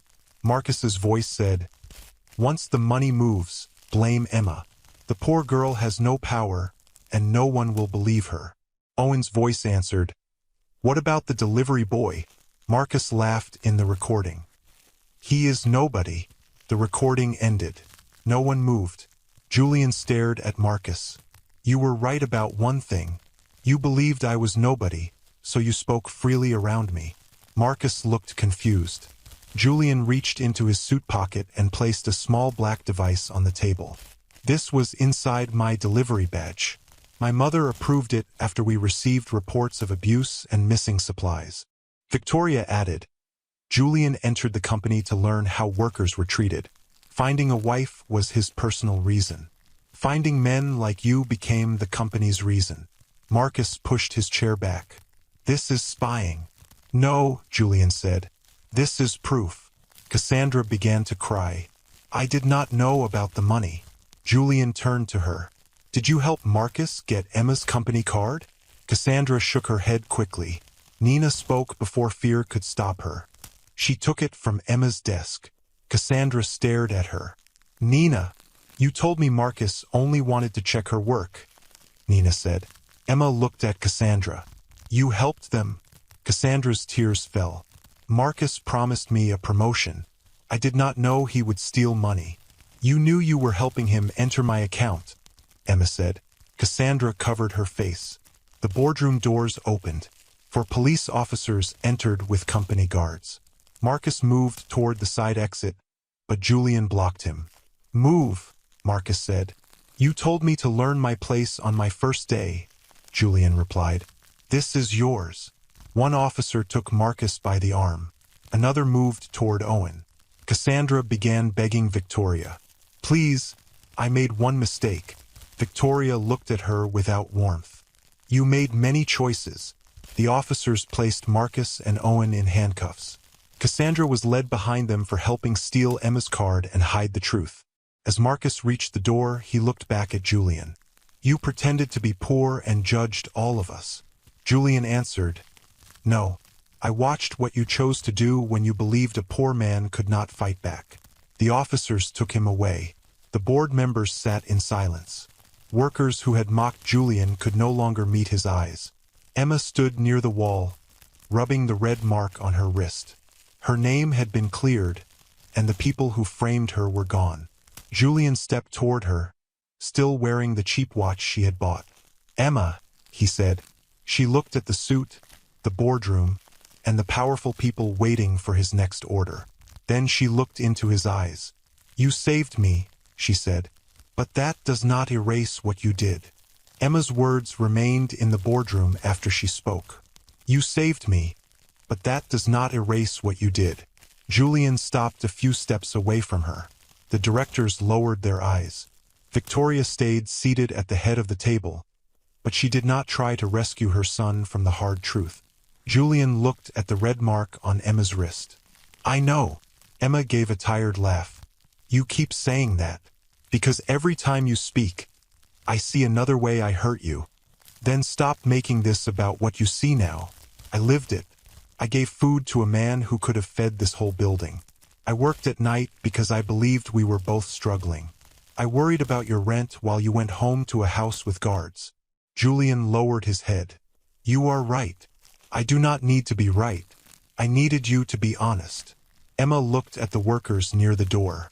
May we speak alone? Julian nodded at once. Everyone, please leave. The directors and workers left. Victoria followed after telling Julian, Listen more than you speak. The door closed behind her. Julian and Emma stood at opposite ends of the table. His suit made him look like a stranger. Only the cheap watch felt familiar. Julian removed the suit jacket and placed it over a chair. What are you doing? Emma asked. Trying not to hide behind this. The suit is not the lie. I know. Then tell me everything. No clever words. No half answers. Julian nodded. Women treated me differently when they learned my family name. Some wanted money, gifts, and a place beside my mother. I wanted someone who would care when I looked poor. So you chose workers who had no idea they were being watched. Yes, you judged everyone. At first. And when did I pass? Julian flinched. Emma, please. No. Answer me. Was it when I defended you after Marcus threw coffee? Was it when I shared my lunch? Was it when I bought the watch? It was not one moment. That means you kept counting. Julian stepped closer. I stopped thinking of you as part of the plan. But the plan did not stop. No. Why? Because I was afraid that once you knew, you would look at me the way other people did. Emma's eyes filled with fresh tears. You were so busy fearing what I might become that you never saw what your lie was doing to me. I saw it. Then you chose it. The words cut him. He did not argue. Julian reached into his pocket and placed a set of keys on the table. Emma stared at them. What is that? A house near your mother's hospital. It is in your name. Her face became cold. Take it back. It would make life easier for your family. I said take it back. I am not trying to buy you. You are putting a house on a table while asking me to forgive you. What do you call that? Julian slowly picked up the keys. He then removed a bank card. I opened an account for your mother's treatment. Emma's voice rose. Stop. The best doctors can help her. Stop using my mother. I am trying to help. No. You are trying to remove every problem, so I will have no reason to stay angry. That is not true. It feels true. Julian returned the card to his pocket. Emma walked to the window. Below, police cars left while workers watched. My whole life, rich people have told me money can fix everything, she said. A late bill, a sick body, a broken machine. Sometimes they are right. But money cannot go back and tell me the truth on the day we met. Julian stood behind her. What can I do? Nothing today. There must be something. Do you hear yourself? You still think there is a task you can finish. I cannot lose you. Emma turned. You never had me. Julian Gray did. I am Julian Gray. No. Julian Gray needed extra work. Julian Gray counted coins. Julian Gray understood what it felt like to worry about the next meal. I understood more than you think. You chose that life for a few weeks. I cannot remove my poor clothes and return to a mansion when I become tired. Julian's face fell. Emma continued. You went to the flower shop because you wanted the disguise to look real. I went because every small payment mattered. We stood beside each other, but we were not living the same life. My feelings were real. I believed that. Hope entered his eyes. She shook her head. Believing you loved me does not mean I can trust you. Julian looked at the cheap watch. Should I give this back? Emma looked at it for a long moment. No. Keep it. Why? So you remember that something can cost very little money and still mean more than an expensive gift. He covered the watch with his hand. Emma walked to the table and picked up her company card. I came here to work. Today, I was accused, handcuffed, and questioned in front of people who knew I was innocent. You have been cleared. My name is clear, but this place is not safe for me. I can remove anyone who treated you badly. That will not remove the memories. What are you saying? I am leaving Carter Crown Foods. Julian's face changed. No, it is my choice. You need the salary. I will find another job. What about your mother's medicine? I will handle it. You should not have to carry everything alone. I did not ask you to carry it. He moved around the table. At least let the company pay you for what happened. I will accept the pay I earned and nothing more.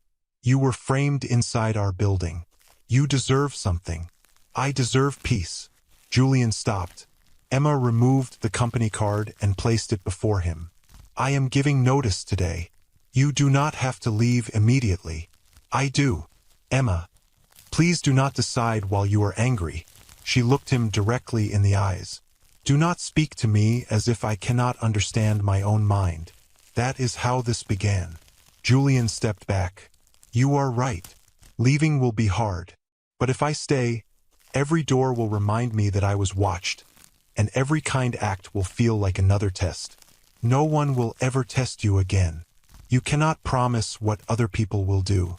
You can only choose what you will do. He nodded slowly. Then I promise I will never lie to you again. Emma picked up her bag. Make that promise to yourself. She walked toward the door. Julian's voice stopped her. Do you love me? Her hand remained on the handle. Yes, she whispered. He took a breath. Then why are you leaving? Because love is not always enough to make a place safe. She opened the door. Victoria stood outside, as if she had been waiting without listening. Emma held out her company card. I am resigning. Victoria looked at the card but did not take it at once. You can stay. Marcus is gone, and your name is clear. I know. You worked hard for this job. I did. Then why give it up? Emma looked back at Julian. Because I need a life that is not built around his test. Victoria took the card. I understand, she said. Julian stared at his mother. You are letting her leave? Victoria faced him. She is not asking permission. I can make things right here. No, Julian. You can make the company better. Emma must decide what makes her life better. Emma thanked Victoria and walked toward the lift. Julian started after her, but his mother caught his arm. Let her go. She loves me. That does not mean she owes you another chance today. I found the woman I was looking for. Victoria's voice became firm.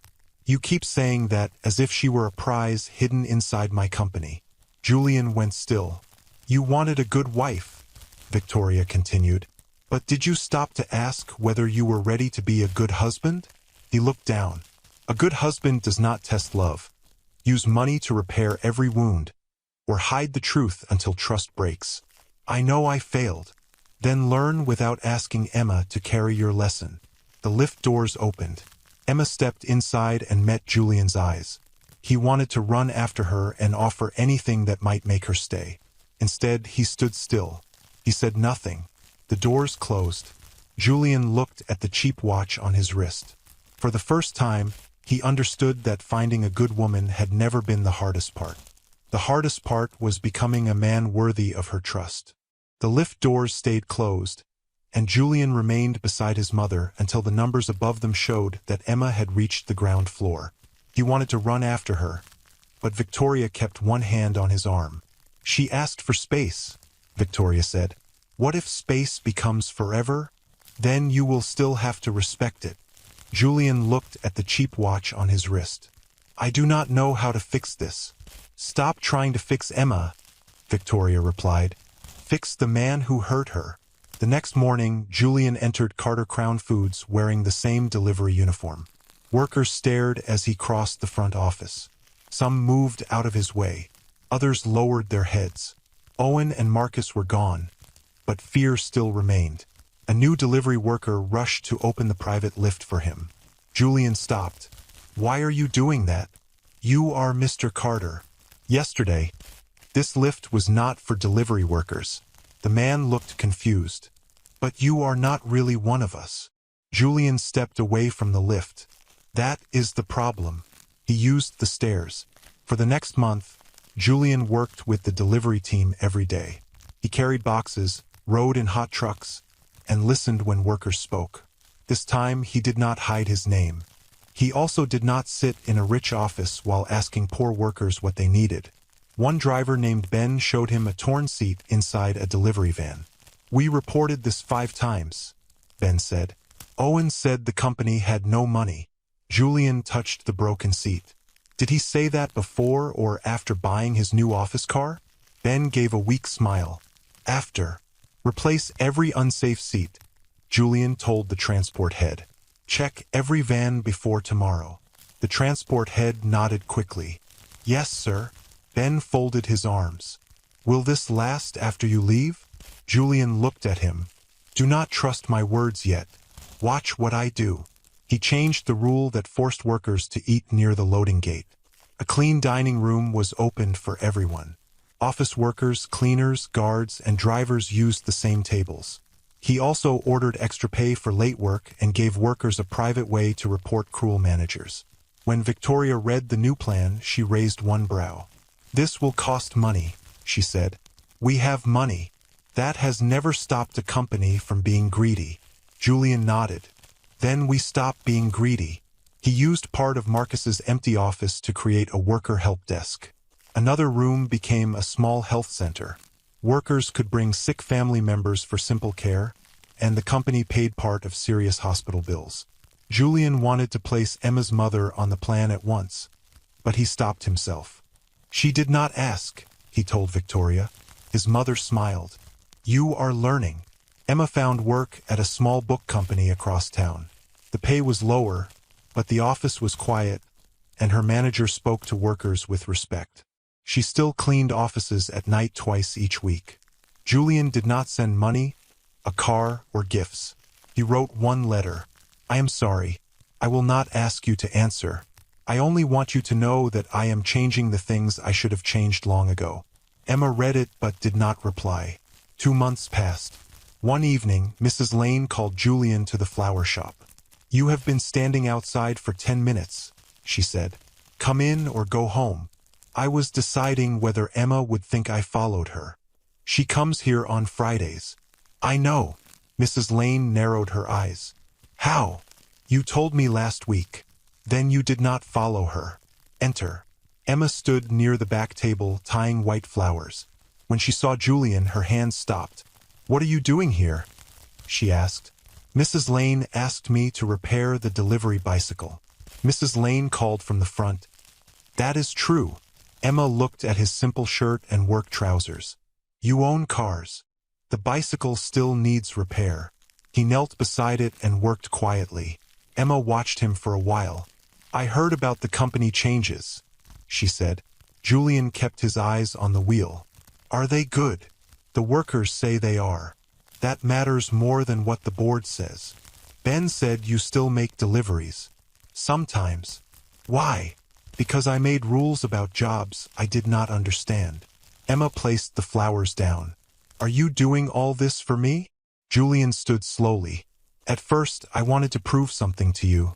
Then I understood the workers needed those changes even if you never spoke to me again. She studied his face. That is a better answer. I have missed you. I have missed you too. Hope moved across his face, but he did not step closer. Emma continued. Missing someone does not mean trust has returned. I know. Then what do you want? A chance to speak to you sometimes. No tests, no gifts, no secret help.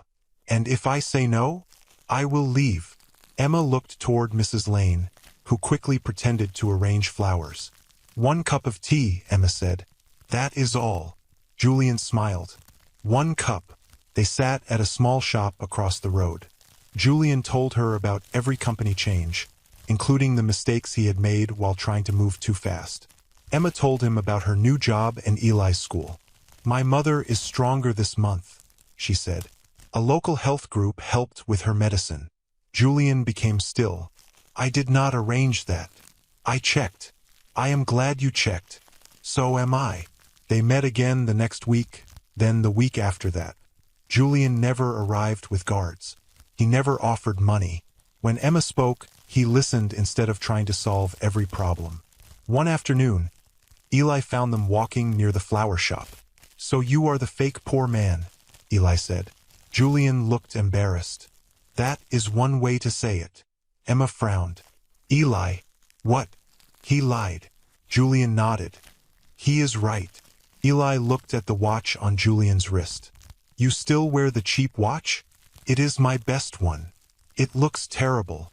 Emma laughed before she could stop herself. That laugh broke the last wall between them. 3 more months passed before Julian asked Emma to visit Carter Crown Foods. She entered through the front doors and saw drivers eating beside directors. Cleaners used the main lift. A board on the wall listed worker leaders who could attend company meetings. Ben walked over. Miss Emma. He is annoying, but he keeps his promises. Julian smiled. Thank you, Ben. That was not a compliment. Emma walked through the loading gate where Owen had once thrown away her food. The place now held tables, water, and a small kitchen. You changed everything, she said. Not everything. What remains? He faced her. Your answer. Emma's eyes became careful. To what question? Julian took no ring from his pocket. He did not kneel or call workers to watch. Can we begin again? He asked. Not as Julian Gray and not as the man you must forgive because he is rich. Just as 2 people who tell each other the truth. Emma looked at him for a long time. You cannot promise never to make a mistake, she said. I will not make that promise. You cannot buy your way out when you do. I know. And if I tell you that you are wrong, I will listen, even when I hate hearing it. She smiled. That may happen often. I am ready. Emma held out her hand. Then we begin again. A year later, they married in the yard behind the flower shop. There were no famous guests and no cameras. Mrs. Lane made the flowers. Ben drove the small company bus that brought delivery workers, cleaners, guards, and office staff. Victoria sat beside Emma's mother and cried before the ceremony began. Julian wore a simple dark suit and the cheap black watch. When Emma reached him, she touched it. "You could have bought a better one." "Never." After they spoke their vows, Eli shouted, "Now tell her the truth about the wedding cake." Emma looked at Julian. "What truth?" Julian pointed at a small, uneven cake near the flowers. "I made it." She stared at him. "Should we be afraid?" "Very." Everyone laughed. As music filled the small yard, Julian looked at the workers who had once feared speaking and knew his greatest change was not finding Emma. It was finally learning to see every person clearly again. Julian had entered the company looking for a good wife. In the end, he found something he had not known he needed. A woman who taught him that love was not proved by tests, wealth, or promises. It was proved by truth, respect, and the work a person was willing to do after saying sorry.